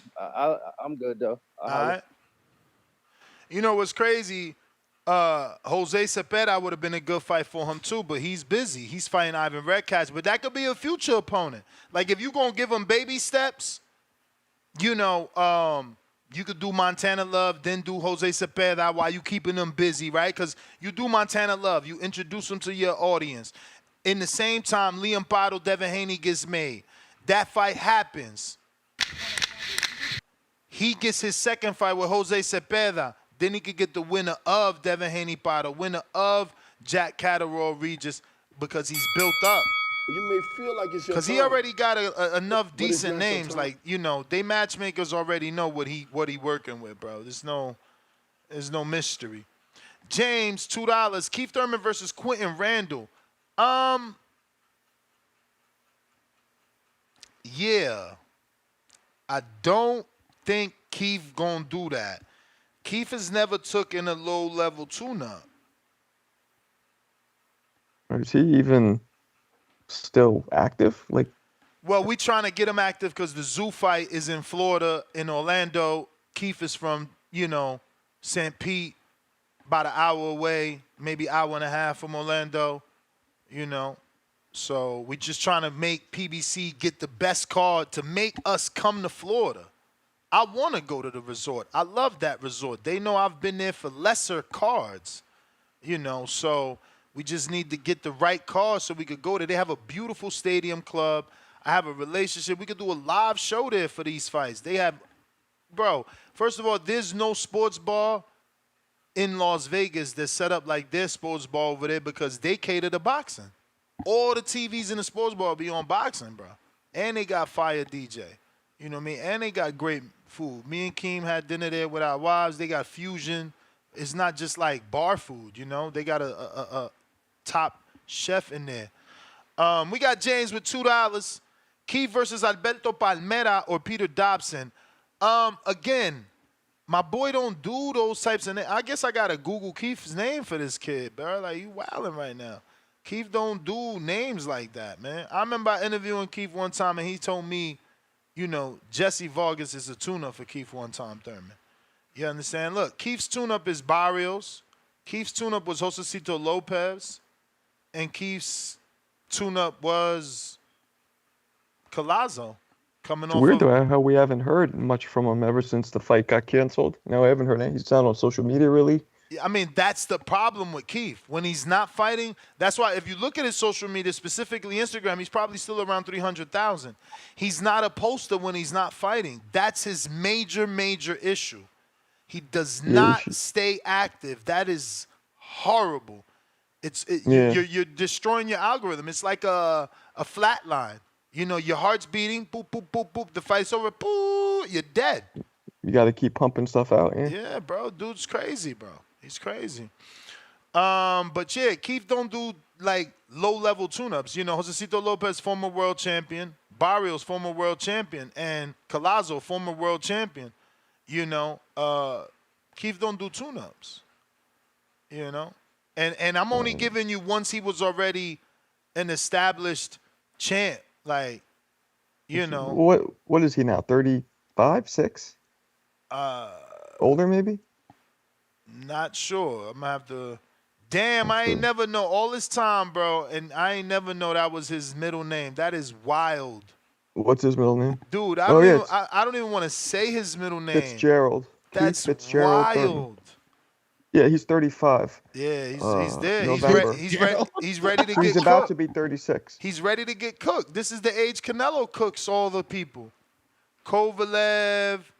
Yeah, but Keith's also a dude who's been fighting since a child, so there's a lot of mileage. He ain't cooked Floyd, but he fought Floyd at 36. He fought Kovalev late 30s, mid 30s. This is the age where you go after these types of names. But his inactivity, listen, they need to get him active, bro. They need to bring him back. Cotto was 35. Mosley was 40. See what I'm saying? People helping me with the Canelo thing. That's the age. You go after these ripe fighters, man. They ready for the taking. Virgil Hunter had this saying. We used to have the soundbite, right? Where he whispered, I think it was into Berto's ear, and he's like, he's ready to be cooked. You hear me, son? He's ready to be cooked. He's ready to be cooked. And, we took that phrase, bro. When you 35, you ready to be cooked. Somebody is supposed to turn your lights out. If they don't, your career's extended.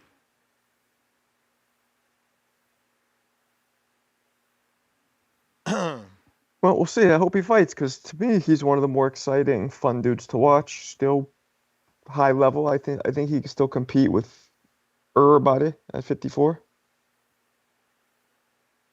You think who competes with everybody? Keith? Yeah. That's why I want him to get a tune-up. You know what I'm saying? That's why he need that tune-up. I don't want him going into a zoo fight off of this inactivity and whatever happened, Like, yeah. Get a real tune-up. Leonard Sterling, 2-pounder. Steve Sparks retired, selling houses in Australia. Lord have mercy. He probably like calling himself championship real estate and shit. We got Jonathan Sims with the $5 super chat. He says, why not get the YouTubers Kai Sanat, Funny Marco, and this kid with Shakur on the show or go on theirs? Reach out to their people and make it happen. Hashtag TBX. Jonathan, you reach out. Make that happen for me, bro. You know how many people reach out to those dudes to get on their shows? Again, anybody with a platform and an audience as big as they got is, in high demand and has interview opportunities left and right. Neil's Water Bottle, 2-pounder. Shit, I'm still trying to get on the Morning Club, the Breakfast Club, with Charlie May. Quote, but no one wants to fight in Wembley, unquote. Neil, you heard me specifically ask him, was it ever his dream? Because that's exactly my argument, that no boxer ever dreams of fighting in Wembley. Well, Brits do. You don't think a British fighter does? No, specifically them. They are the ones that want to fight in Vegas and New York more than anyone. I think they want to fight in Wembley too, though. Yeah, sure. 'Cause that's like You ask a UK fighter where he'd rather fight, in Wembley that. or in Las Vegas or New York City. You think James it's Benitez, I think it's in the Mecca. I think it's where Muhammad Ali fought, where Mike Tyson fought, where Joe Frazier fought, where the legends were born, where the sport thrived, where Roberto Duran fought, where Sugar Ray Leonard fought. That's where all fighters want to fight. Yeah, I think England has a lot more of a kind of a local camaraderie thing, though. Like they grow up. Of course. And, so it might be some of them might have just always dreamt about Wembley too. It's hard to tell. Yeah, doubt it. I've been interviewing for years, bro. And they all say, none of them say, I dreamt of fighting in Wembley. Never. All right. It's never been a thing, bro. Never. I've interviewed so many UK fighters, almost all the Smiths, Martin Merritt. I went through the list. Like, never, bro. They all want to fight in Vegas or New York. James Benitez, $2. First of all, Wembley just became a thing, right? Like, Frotch did that. And that's why he was, so cocky. And now it's a wrap. He used to hold that over AJ's head. And now AJ's about to blow him out the water with Daniel Dubois. James Benitez, Keith versus Brian Mendoza, Austin Trout. I like both of those. And those are the types of fights that Keith takes on a comeback, 2-3 year layoffs. He don't take, tune-ups less than that. Mendoza might not get a shot because he's coming off the 2 losses, but then he might get the shot because he's at least active and Trout is out here, doing bare knuckle. $2 more. Shout out to James Benitez. He says Keith versus Magomed Karabanov. Not a bad fight. I rank Karabanov. Not a bad fight. It ain't gonna do nothing with the needle. We might as well get Keith versus Lubin right here on the Tszyu undercard. Lubin and Tszyu have history. Keith and Tszyu have history. They both from Florida. Lubin's from Orlando. Keith is from St. Pete. Let's fucking have violence. Years of lurking, $2. Wembley only had 5 shows. You get Wim, you a star. And that's my point. Didn't I just say it just started with Frotch? So when these fake UK fans call in talking about, nah, you're crazy, Ness. What are you saying, fam? What are you saying, fam? We dream of fighting Wembley. Stop fucking lying. Shit wasn't even a thought. Did you even watch Carl Frotch versus George Groves do 80,000 and then 82? Did you watch it? Because I did. Feel me? Word up. Look, why they late? My man talking about announced. Brian Norman will defend WBO welterweight title versus Derek White. Homie, we said that shit 10 months ago. Out here wilding. Now they saying Keith versus Jorge Cota. Y'all gotta stop, man. Y'all need to buy Adrian Clark book. I usually have a copy, but it's in my Florida studio. Y'all need his book, man. Y'all out here mismanaging fighters with these horrible fights and horrible suggestions, man. Trying to put these fighters in bad fights.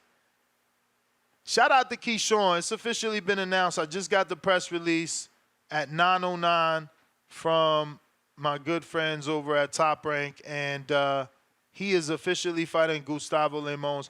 I know how Tito Mercado feels. He just said, "Oh, he's bringing him down. He might be weight drained," but I'm about to check that because I'm pretty sure Gustavo's had just moved up for that fight. He was always fighting at 35, so I don't know that it's gonna affect him. I'm checking.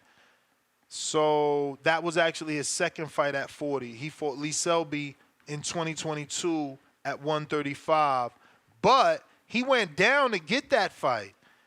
Okay, he been fighting at 40 and 35. He takes him. He takes him. So this dude might be a freak of nature. Look, he even was as high as 44 and a half in 2019, And then his next fight in the same year, 2 months later, he made 35. So he might just be a dude that can make weight and that can regain easily. I'm going to have to screen share this. This is so crazy to see him go back and forth from 35 to 40 so consistently. Wow. This is his box rec. This is kind of impressive here. So there you can see, we don't got to go too far back, but we should just go all the way to the beginning, right? Why not? So he started at 32, next fight 35, 37, 35, 34, 36, 35, 34, 38, which is technically 40. And 36 is also technically 40. And 38 again, and 36 again, and 35 and a half, 36, 36, no weight on that one, 33, 34, 38. So this is where it gets interesting. Look, 38 in 2018, October. 2019, January, which is basically 4 months later, he already had 35. 2 months later, he had 44. 2 months later, he had 35. 3 months later, he stayed at 35. Another 3 months passed, he had 35. 1 month passed. No, whoa. That's a whole year passed. He had 40. Then 2 months passed, and he had 37 and a quarter. Then 2 more months passed, and he had 40. And then, what is that? A year passes, and he made 35. Nah, I think he's capable. I think he's capable. He might got the science to losing his weight. He might understand his body. I mean, he seems to have done a pretty good job fluctuating throughout his career. Heavy bag, Timboski. What is up? We got Timboski? Fam. Yo, you know what's up, man? You know what's up, man? So What you think, but Tim? we supposed to fight Wembley. Everybody wants to fight Wembley, man. Why don't you think everybody wants to fight Wembley? Huh? You know we can't understand you, right? Is that how Americans sound to you, Tim? Yeah, That's how we that's how you sound? sound when you start talking about firm, brother. Marco understands. We want to fight locally before we get to Vegas. That's my whole point. I didn't say that we want to fight in Wembley before we get to. We want to fight in Wembley, not Vegas. No one said that. Nah. What I said was, the debate was the debate was fighters don't dream of whether fighting or not, there. Ness, you ain't over here, and you ain't in the English gyms like that. You understand what I'm saying to you? So when they're talking to you, telling you about Martin Murray, this, that, there's hundreds of thousands Bro, of other English fighters. I've been to Sheffield to Peacock Gym, bro. What are you talking about? I've When's the last time you I've went been there? to the roads, bro. I've been When's to the the last time roads, you went bro. there? You know what I'm saying? Like No. I crashed. You know me, I no, Ness. crashed I haven't come into into I haven't come into Joe's obviously Bentley, criticize your bro. information. Ness, listen to me. Follow me. I'm not here to criticize your information because, like I said, I always give you your dues. You know way more than me or a couple other people, whatever. You're in the gym, whatever. But all I'm saying to you is that I don't know if you've spoken to the local fighters or, like I say, local fighters, domestic, proper level fighters. Obviously, you're talking about the elite level caliber English fighters, Yo, like you said, the Smiths, send them former my world way, champion. champ. You send the UK fighter you want me to interview and guarantee I'm gonna ask him the question live on the show. No problem. No, hey, yo, Ness. You bet. You got yourself a bet. However much What's you his want to bet, name? we Mark can do that. Chamberlain. I'm about to DM. I'm about to Let's DM. bet a I'm about plate to of DM your Mufongo. boy Mark Chamberlain right now. Let's bet a plate of mango or a plate of Mufongo. How about that? My man said mango. Yeah, mango or some Mufongo. Or you gonna do some sosocho? Is it some sococho? Sancocho. You wanna bet a plate of that? Whatever you like, champ. You can No get problem, man. whatever you like.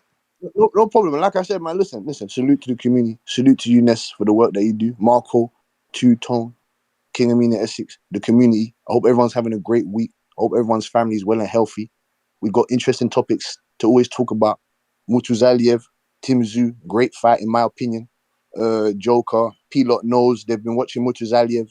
He's a sturdy Russian fighter. You know what I'm saying to you? He's good. He's very, very good. So I'm looking forward to that fight. And it's interesting that it's in Florida. I want to see Keith Thurman. It'll be interesting to see Keith Thurman there in attendance. He should be in attendance. It's his weight division. It's in his hometown.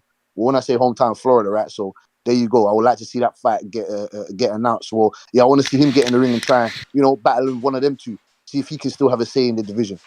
And as for Dave Morrell, yeah, that's it. What fight is coming up for him next? Sorry, David Morrell. You may They feel like it's your saying time, Jesse Hart.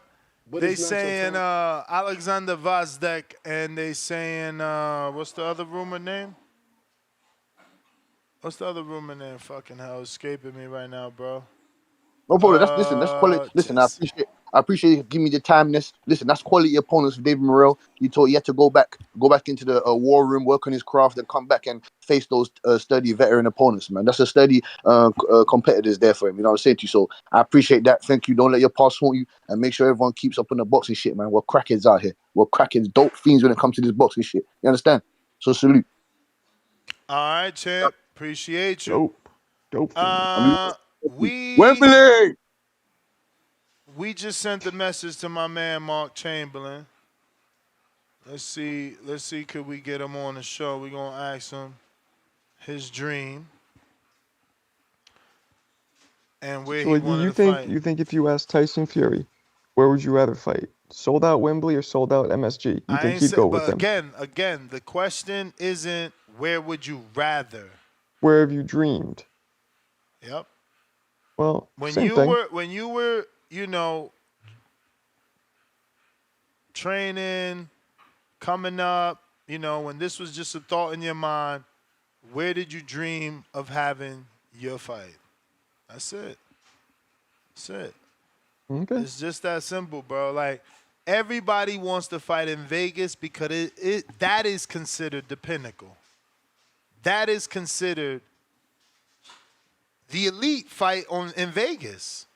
That's what I'm saying. Like, you just That or have to be MSG. real. You can't say the elite fight in Wembley. No, selected few fight in Wembley, and they're from the UK. It's not about elite status.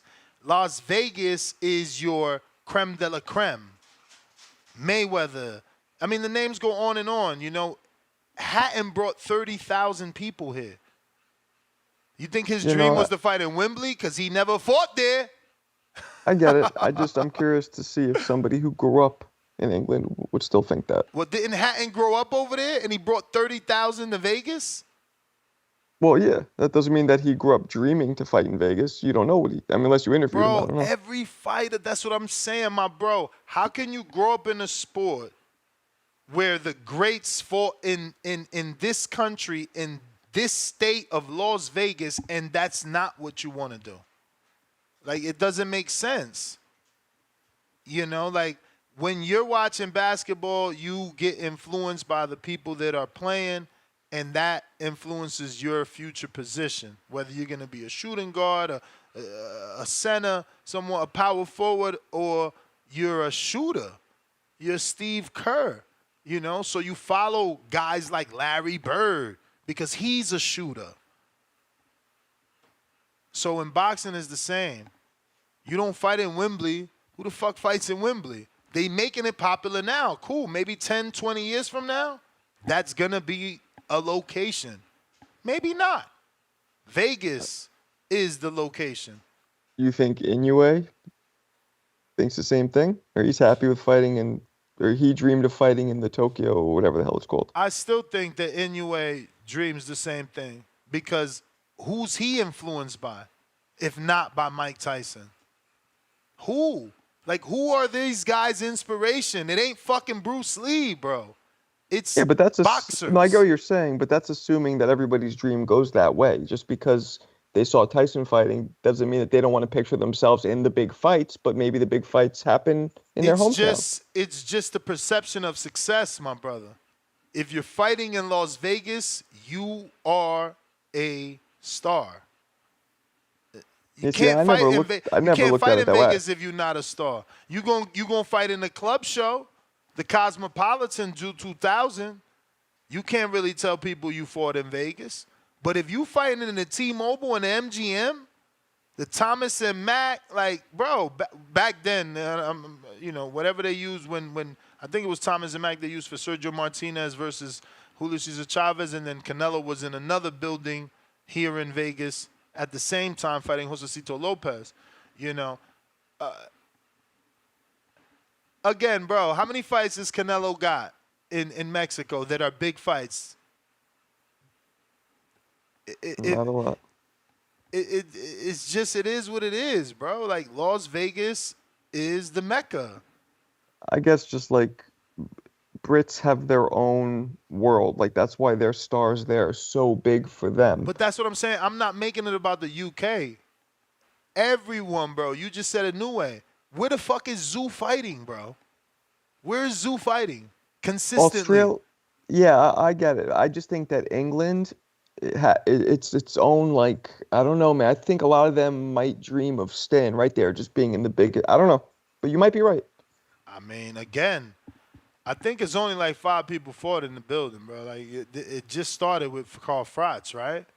Unless there's some history that I'm missing, because I'm not a history guy, which I always say. Yeah. Neil's I water don't know. bottle, 2-pounder, bro. We get it. You have property in Nevada. I don't understand what that means. That means like that's why you keep pushing. The people want to fight in Vegas because you have property there. That has nothing to do with it. Again, people were fighting in Vegas. Where'd Manny Pacquiao and Mayweather take place? And then Mayweather and McGregor. And then all Mayweather fights. Did Mayweather fight in Wembley? No. Okay. You know what I'm saying? Like, I think that should sum it up, right? Like, Mayweather's the biggest draw. He made the most money. He sold the most tickets. His gates were the biggest. His pay-per-views were the largest. He never went there. It's also eras. You know, when Ali fought, I believe, was it Frazier? Was that the first fight was in MSG? You know, people could have been like, yo, I want to fight in MSG. You know, it's all eras and what how they grew up, how they perceived it. Because the Garden might technically, you could argue, 90 bigger than seconds Vegas to fight at, Say depending again? who you are. The Garden might what? The Garden might be a more desirable place for a fighter, a dream to fight in. But than that's Vegas. my point. It's either Vegas or, oh my God, it's like he doesn't listen. It's either Vegas or New York. No, but what I'm saying, I get that. But what I'm saying is, Even the Irish fighters, they're dying. Conlon was dreaming of fighting in New York Yeah, no, I City. get that. I just 60 really, seconds. I really think Miguel Brits are different. Cotto, dreaming to fight in New York City. I just think Brits are different. I think they have their own bubble there, and I think they might not give a fuck as much about us. No. Boxing is boxing. Boxing is boxing. Those Brits are, I interview them. They're influenced by American fighters. The same questions we were asking Tito, and the audience was like, yo, what fighter did you come up watching that you styled after? Brits give me UK. They don't give me UK. They don't say Kawasaki. They don't say fucking Frank Bruno. They saying American fighters, my dude. Like, we can I'm lie. not saying you're we can wrong. lie You might all be we right. want. I'm All not we saying got to wrong. do is have, again, interview more Brits. 10 Live seconds. on the show and have more Brit callers call in. That's it. But believe me, man, I've been taking calls for 14 years, man. Damn. Yeah. I've been taking calls for 14 years, bro. I know this shit. Maybe we're gonna out of let's say out of 24, we probably get one that says, no, my dream is to fight in Wembley. And he's going to be young. He's going to be within the Froch, Yeah. Anthony Right. Joshua era. And, The and maybe bubble that- now it's starting. the People bubble, are seeing. exactly, the bubble that Yeah. made Wembley famous. But like, bro, people want to fight where the greats fought, and the greats fought in Vegas and New York. Treese in Mostly- Toledo, $2. Don't sleep on David Morrell versus Joe Smith Jr. Whoa. Drew, what it do? Yo, how my audio? Clean. Yo, Marco Ness. What up? Marco never responds on Twitter, but I had some ammunition for you, Marco, to back you up from last week. It's a layered conversation you're having, Ness, because on the global perspective, America is not the crown jewel anymore. Americans are expatriating at highest numbers in a long time, right? Where we all got to harken back to like the Floyd era, the Oscar era. Yeah, fighters want to No, come to we New York to don't. fight in Madison No, we Square. don't. Fighters want We just the did. fighter you just had major on. gates. We just did major gates in the last 2 years. That is a one-time thing, Ness. I'm talking about a macro level. You're not the history guy, one-time remember? thing. I'm talking macro. You just said you're not the history guy. At a global perspective, all these other big cities are getting better than American big cities, bro. Turkey came over here. Inoue came over here. They're surprised how filthy it is. America is not going to be this crown jewel for boxing in another 5-10 years. Ness, you keep bringing up Floyd, Oscar, these guys. But all you doing is saying what I said. I literally said maybe in 10 years Wembley will be the spot, but not right now. It's not even Wembley. It's just outside of America. America don't invest in the infrastructure of boxing. You could say that, but won't you give us some facts of other cities in other countries that are drawing fights to them? Outside of Saudi, who has unlimited money. Ness, look at the Japanese market and how they're just invested in Again, sport. Amazon Prime. You're not answering the question. You're not answering. the question. My question Ness, to you is, what country is bringing fights to them? Where? Show us.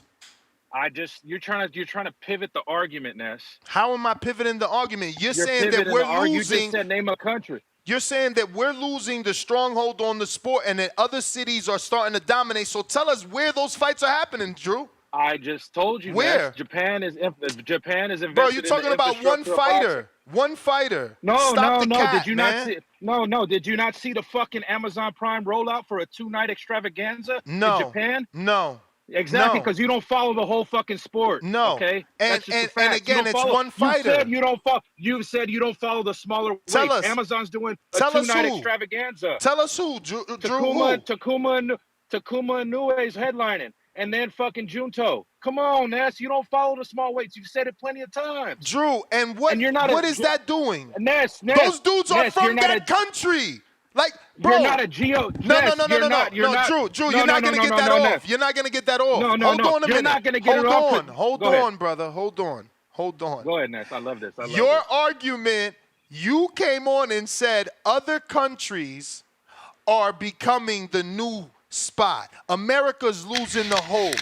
Then you tell me Japan, who's hosting a fight for Japanese people.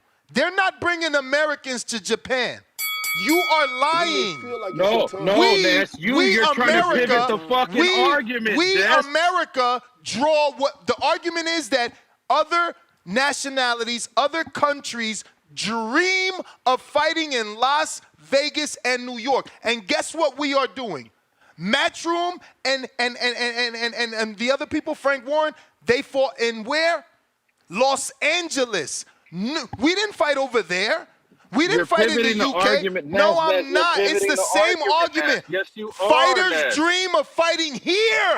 That's the argument. In saying what's changing globally. Nothing is changing. Nothing is changing because you're talking about Japanese fighters fighting in their country. You're trying to pin it to a minute thing of Where is Tszyu fighting? Where is Tszyu fighting? Where is Tszyu fighting? I mean, he has a point. In America. In America. Bankroll by do a better job. Your bell rang. He fighting in America, and he's Australian.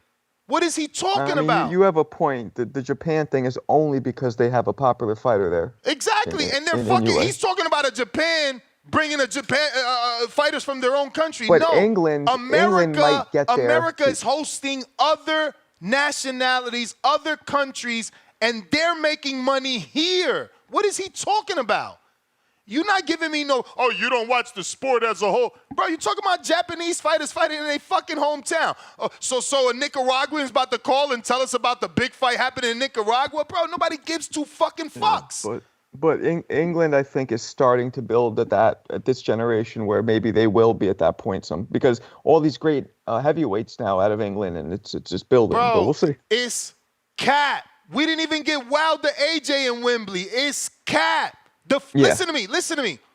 Wilder AJ never financially could have ever happened in fucking England. It never could have happened in England. Why? Because we make more money on pay-per-view over here. And Eddie Hearn was not about to put Wilder over there for fucking $20. This guy's a liar. Give me some real facts. I don't want to hear about a motherfucker from Japan fighting in Japan and then you telling me America's losing a stronghold. How? How? When you just had all these Brits fighting over here on LA. How? You got Tim Tszyu keep fighting in America. How? The motherfucker's a son of a legend and he can't even bring people to the Australia. What are we talking about? He had Lubin, who was knocked out, begging for a title shot, say, no, I'm not going to Australia. But Drew talking about we losing a stronghold. What? What? Tank just did, he just broke Mayweather's gate. He said, stop bringing up Mayweather. Cool, we bring up Tank because he broke his gate. What is he talking about? Please, man, you know I love it. Jay in LA, what's up?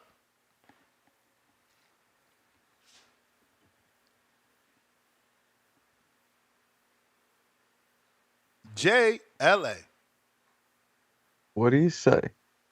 On mute. There it goes. Sorry about that, Ness. Hey, so I gotta kind of go against you on this because it is true.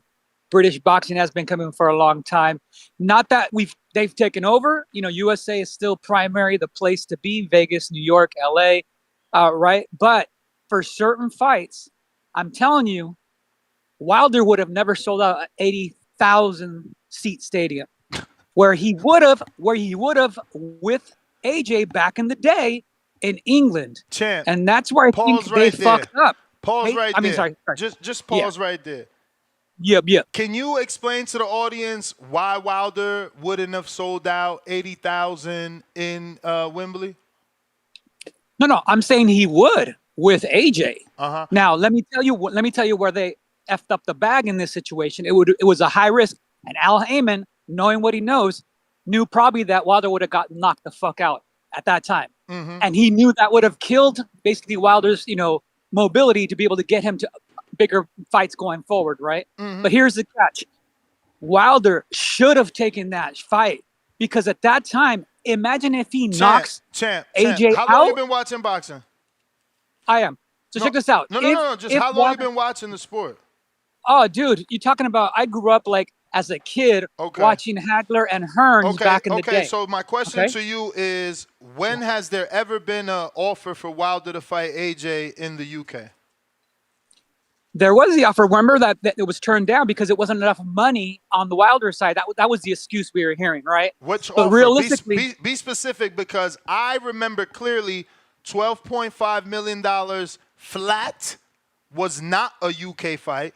The second offer was $17.5 million flat, was also not a UK fight. So if you can remind me when Eddie and Matchroom, AJ, made an offer for Wilder to fight in the UK. Because the $120 million offer from DAZN was also not in the UK. So if you could just explain to me where you're getting this from. Because my thing is this. Your 80,000 tickets still don't equate to what 19,000 tickets in Las Vegas MGM equates to. Gate revenue is more important than your 80,000 people screaming. You do understand that, right? And that's why I'm building the argument that there was never an offer for the UK, because they don't give a fuck about your 80,000. They care about ticket sales and the fact that Tank is selling $5,000 tickets in Las Vegas. You ain't getting that over there in the UK. You never gonna get the gate. Why don't you Google that? Why don't I give you free time to call back? You Google all of AJ's 80,000 gates and then match them to some American gates. Do me that favor. So here, Ness, you're missing my point. I wasn't even going that direction. I'm going more of an international impact page. Now, you're right. I don't like those flat y'all shit. changing my argument. My argument, y'all going so far left field. My argument is that no fighter dreams of fighting in Wembley. Now y'all talking about everything other than what I said to win an argument. My argument is that no fighter dreams of fighting in Wembley. Their dream as a fighter that puts on gloves is to one day fight in Las Vegas and in New York City, the mecca of boxing. Everything else you and Drew saying is ways to win an argument that I don't give two flying fucks about. No, but My we're not. I'm not my arguing with you. argument I'm telling is that you. fighters don't want to fight in Wembley. They want to fight here in Las Vegas or in New York City. That is their dream. That's the argument.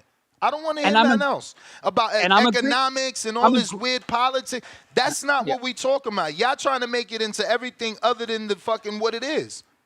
No, I'm agreeing with you on that. That remember I told you at the beginning, America still has a stronghold. But Britain, London has been coming for a minute, for sure.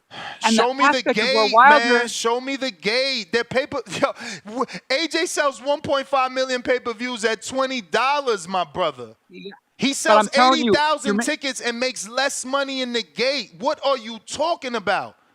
Let me finish, because this is the international angle. Fury AJ never even happened.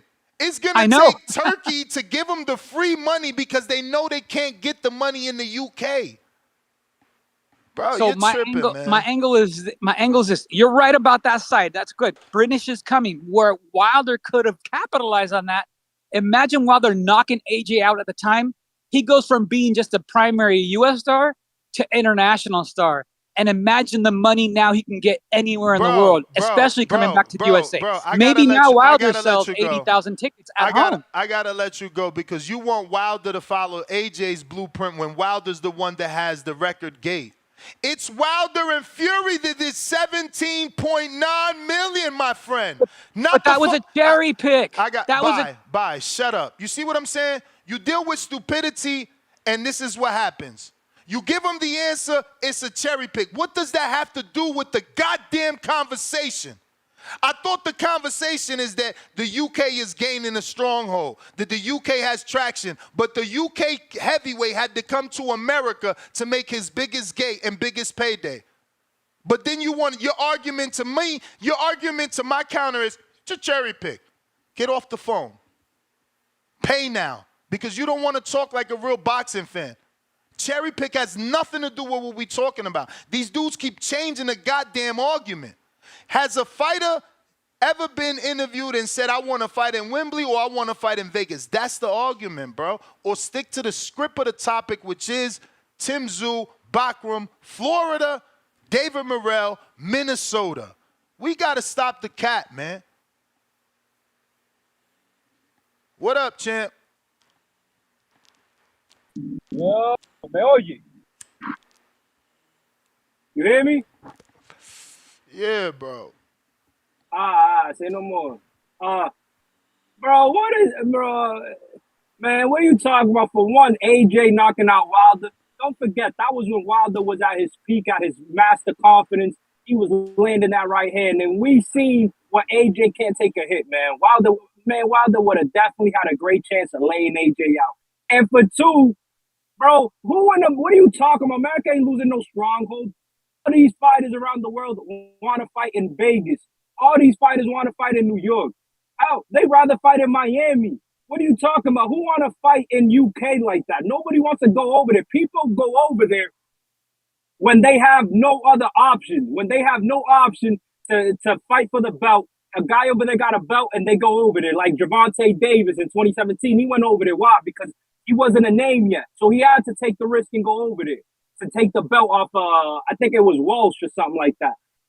Bro, it's ridiculous. I'm going to start calling Timboski, Drew, last call it the world elite, because that's what you guys want to turn this into. You guys are international, international scissors and stuff like that, because America's the powerhouse out here. Yeah, everyone's fighting in the UK. Why? Because they can't get over here. Because to get American fans to come into your fight, you got to be somebody and you got to be fighting somebody. We ain't trying to, man. These tickets out here expensive. Yeah, it's not good to say that, but these tickets out here is like when there's a big fight, it's expensive. Why? Because the demand, supply and demand. If y'all know any business, that's what the game is. Japan, who's the only person I've known that want to fight in Japan is Canelo. And it's because Canelo's in the back nine of his career.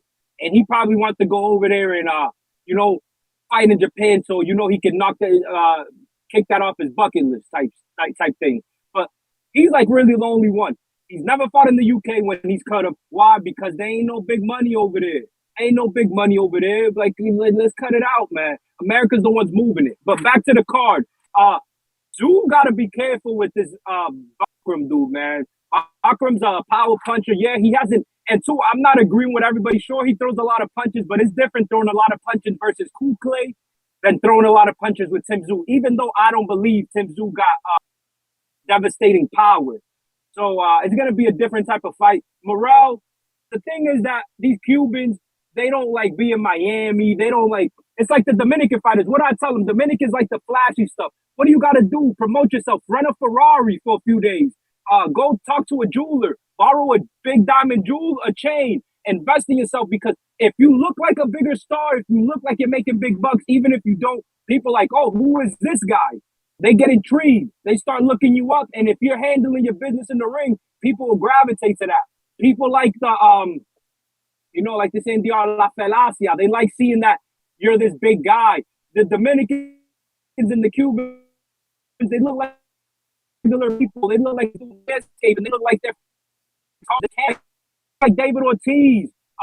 Dress like a Cespedes. If you're Cuban, pull up in a Rari, pull up in a different foreign every day. Spend all your money, invest in your image. Your image is important. That's the thing that these Cubans don't understand. You gotta sense, and Dominicans too. You gotta sell something. You gotta sell a fantasy kind of that you're bigger than what you are, so you can become that. It's just that these guys just don't know how to promote themselves. Like, they just don't know how to make themselves look like stars. You gotta, like Morrell, what do you gotta do? Get that with Beto Zero, the guy that created Zumba. Do a little Zumba class with him. And who knows, bro? Just like, oh no, I think that guy's Brazilian. He's not even Cuban.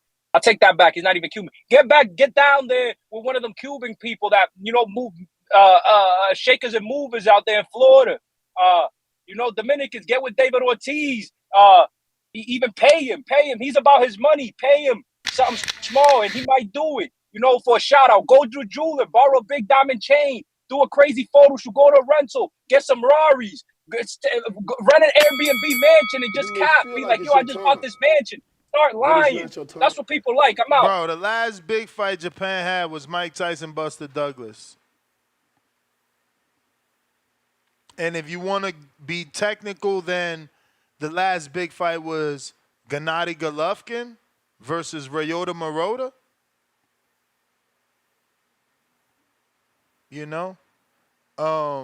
Marotta was said to be a draw, and the two names that he could draw to Japan was Rob Brandt after losing in Vegas, right? I'm pretty sure if I Google it, my man lost in Vegas, lost his belt, and had to get Brandt to go to fucking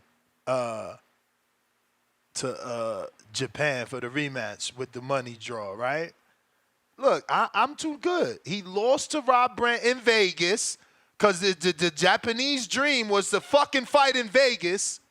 He loses his belt, so he uses his leverage of the money in Japan to get Brandt his biggest payday to go to Japan and get that belt. I mean, he did knock out Brandt in a rematch, so, no politics involved. But, yeah, those was the two biggest names he drew over there, and he was said to be a draw. There was hopes of him drawing Canelo to Japan. That never happened. Yep. And, my producer's like, what belt did he take off? That's what I'm saying. He was defending his belt, and he lost it on the scales is what I remember, Tank. He went over there because of Mayweather and to expand the brand. It wasn't because he had to defend any belt. Because he had to get any belt. He was defending his belt, but he lost that on the scales, I'm pretty sure, that day. Ahmed, what up?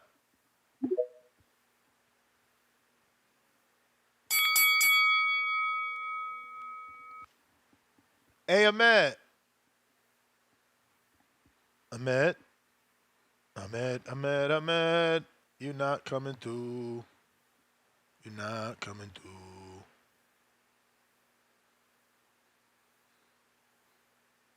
Oh, Ahmed. Rakim, you funny as hell. All right. We got Lake County. Let me go back. They said I might have missed some super chats, so I'm gonna scroll back, but I don't see that I missed anything.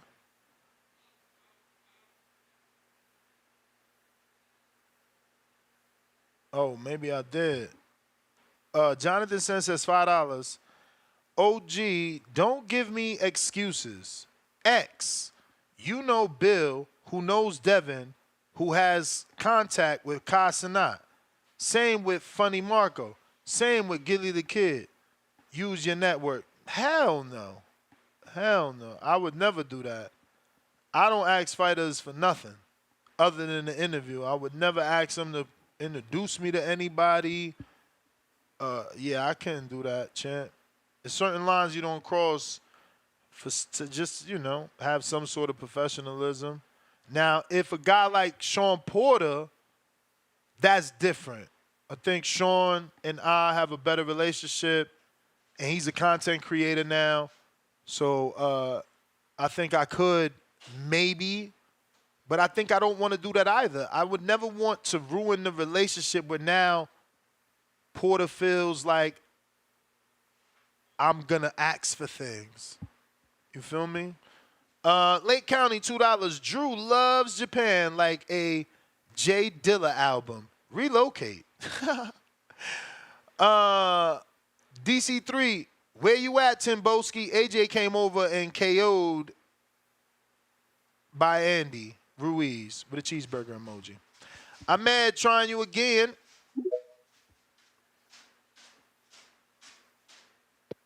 Yes, can you hear me now? Yes. Hey, before I ring the bell, do you know any fighters that say like their dream is to one day fight in Wembley, or do you think like your UK fighters are like, yeah, my dream is to fight in Vegas and New York City, the Mecca? It used to be Vegas, but I don't hear anyone saying that anymore. I think the American boxing market has lost its spot, like, because less and less people are saying that, and I think more and more big fights are now going to Saudi or elsewhere. Like, but you got to exclude Saudi because again, if you have unlimited money, any country can draw if you don't care about losing. So again, that is the exclude. They're excluded. Other than that, where are big fights going? I'm so curious.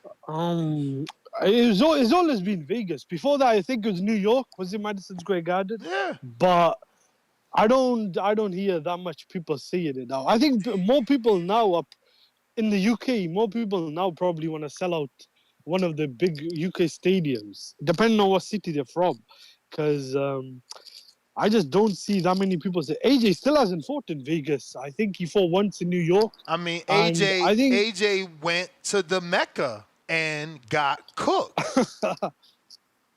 No, but I'm just saying, like, how you gonna fight in Vegas if you got cooked in New York and never got that get back? Like, he's different, right? Because he tried and he failed, so he's kind of skeptical now. Yeah, but who could AJ fight in Vegas? But Outside Wilder, Conor Ben came to Vegas already, and Conor Ben wants big fights here. Yeah, but those fights in Vegas were literally like club shows, or I don't even know, not club shows, but those are like not really good. No, you're right. You're right. They're not big shows. His fight with Dobson, I mean, it probably was 4,000 people, maybe. Yeah, but it depends on the fighter. If you got a big American draw or like a Canelo in your weight, then yeah, the most money or the most sense makes in Vegas. Nah, that's not true. That's not true because we brought up AJ, and AJ's offers to Wilder were never for Wilder to fight in the UK because they couldn't capitalize because the pay-per-view is more expensive here and the ticket prices are more expensive here. Yeah, but it would have generated more money in it. That's the American market and the Vegas casino money. You would have made more money for that fight in America. And that is my point. That no fighter dreams of fighting anywhere else other than Vegas and New York because that is the pinnacle. That is the stamp of success. You need the right dance partner as well. Like Conor Benn and Peter Dobson is like fights like that, or any other fighters. If you just get two random guys, or one big, No, like a big Conor guy from a Ben, different country. Conor Ben and Ennis was a Vegas fight. I don't know. Do you reckon that would do like a big gate or do I big in mean, Vegas? I think it'd do big the in Philly. UK basically backed their fighters, right? And he would be fighting for his first world title versus a legitimate threat. Why wouldn't y'all care about it? It's No, just that I think everything's changing. People want to, they might want to fight where they're from because to them that means more. The Brits, they No, might no, be no. like We're that now. talking I about think we're talking about I the think fight with Ennis and But I'm Conor. All right, just Ness. saying I that the think original argument, which is like, where do they dream of fighting? if Conor Ben was to fight Crawford, I'd say he beat Ennis first. Yeah, that would be probably a big fight in Vegas because Crawford's fought in Vegas a couple of times and he's actually headlined some big fights. With Ennis, I don't know, is he really even a draw outside Philly? I gotta I gotta see how this guy sells in other markets or other cities. But regarding this IBF fight, do you reckon if Tim wins, he goes down the Fondora path, or do you reckon they may try and look at the Crawford fight if Crawford can't fight Canelo? I mean, we want to hope he looks at the Crawford fight, but that they may go down the Fondora path to keep it in house and get 3 belts on that side. What happened to Fondora and Spence, though? Is that then not happening? I thought that was like the backup plan for Fondora. Spendora and Spence. Yeah, again, we don't know what's up with Spence. No new news has come out. No news of what is it, a trainer at the very least. We haven't gotten anything, bro. It's yeah. And one last thing regarding this Golden Boy, apparently Saudi card. Do you reckon Zepeda and Cambosos is not a good fight, and you rather see the Tevin Farmer fight, or would you rather just see Cambosos? Man, they both former champs, but Cambosos has got more accolades, but Cambosos has been through more losses. I do like the Tevin Farmer fight because it keeps Zepeda in line for a southpaw. Yeah. Yeah, and that'd be a good, fight or test before the Stevenson fight. Yeah, Man. it's another I like slick that fight. fighter. Yeah, I thought he did well against Morataya until he got, I think, hurt late. But that's all I got, man. Thanks for taking my call. That's You got it, Big Gucci. If you're watching this on YouTube, don't forget to subscribe.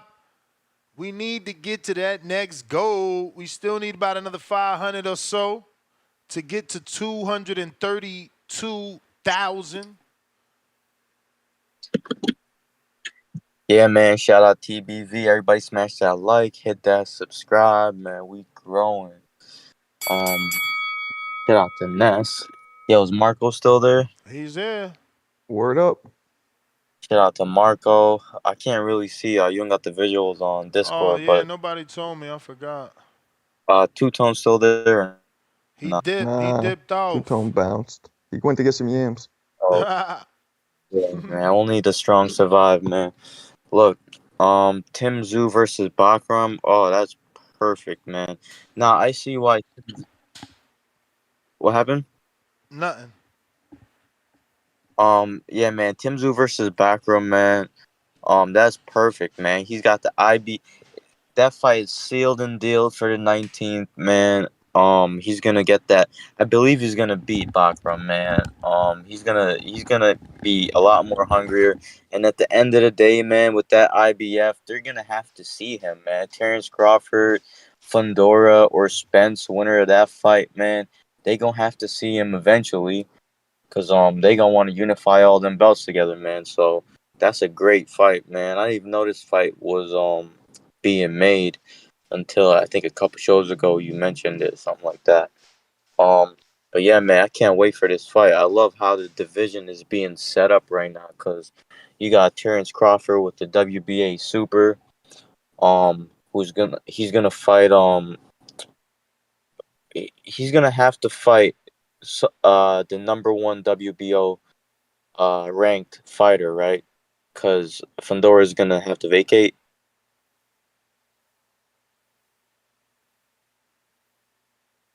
I thought.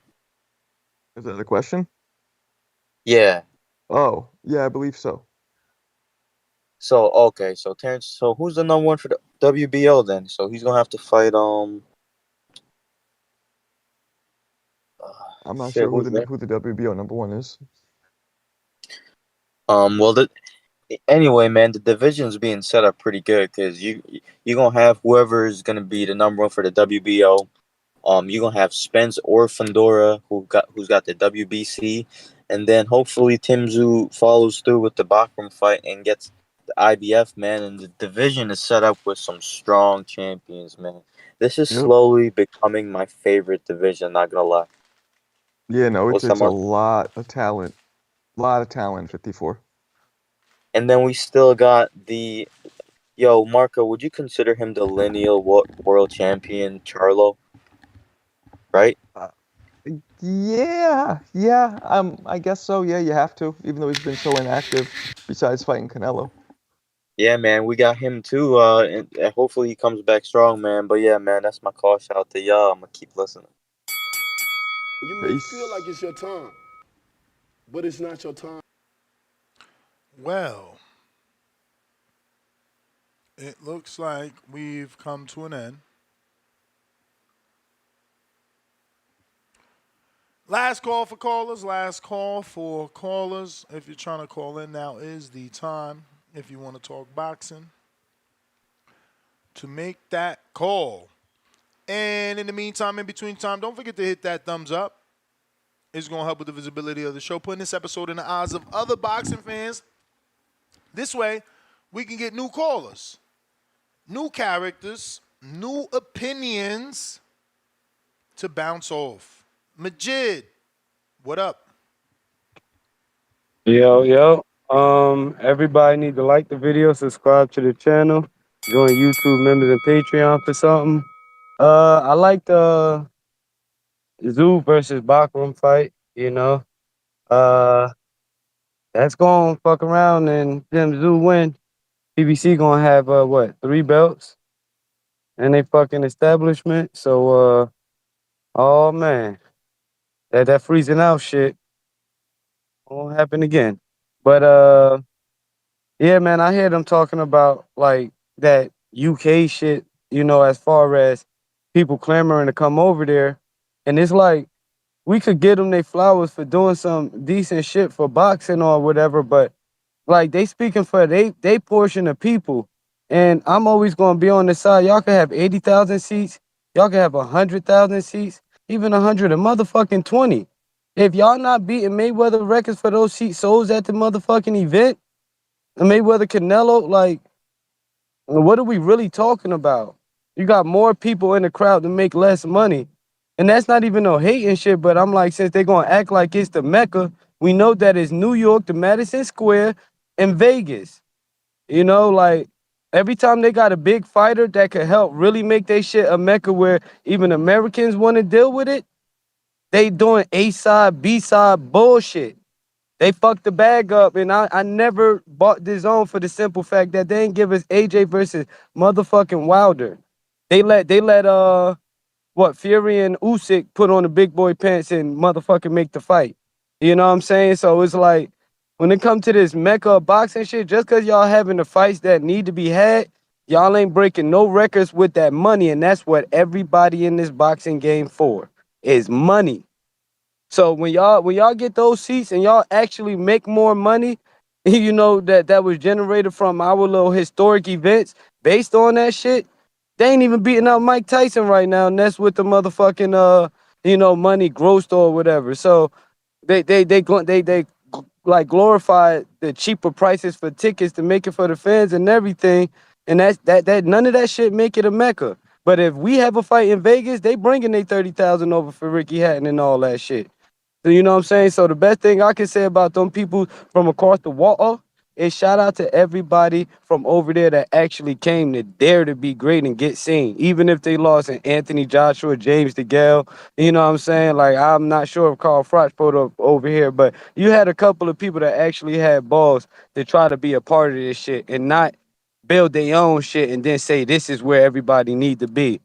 They pretending. Hey, Tim Boski, you know you my man, bro, but Come on, bro. We'll give y'all flowers for giving some good fights today, but don't act like it's better than if Javante Davis to fight anybody we want.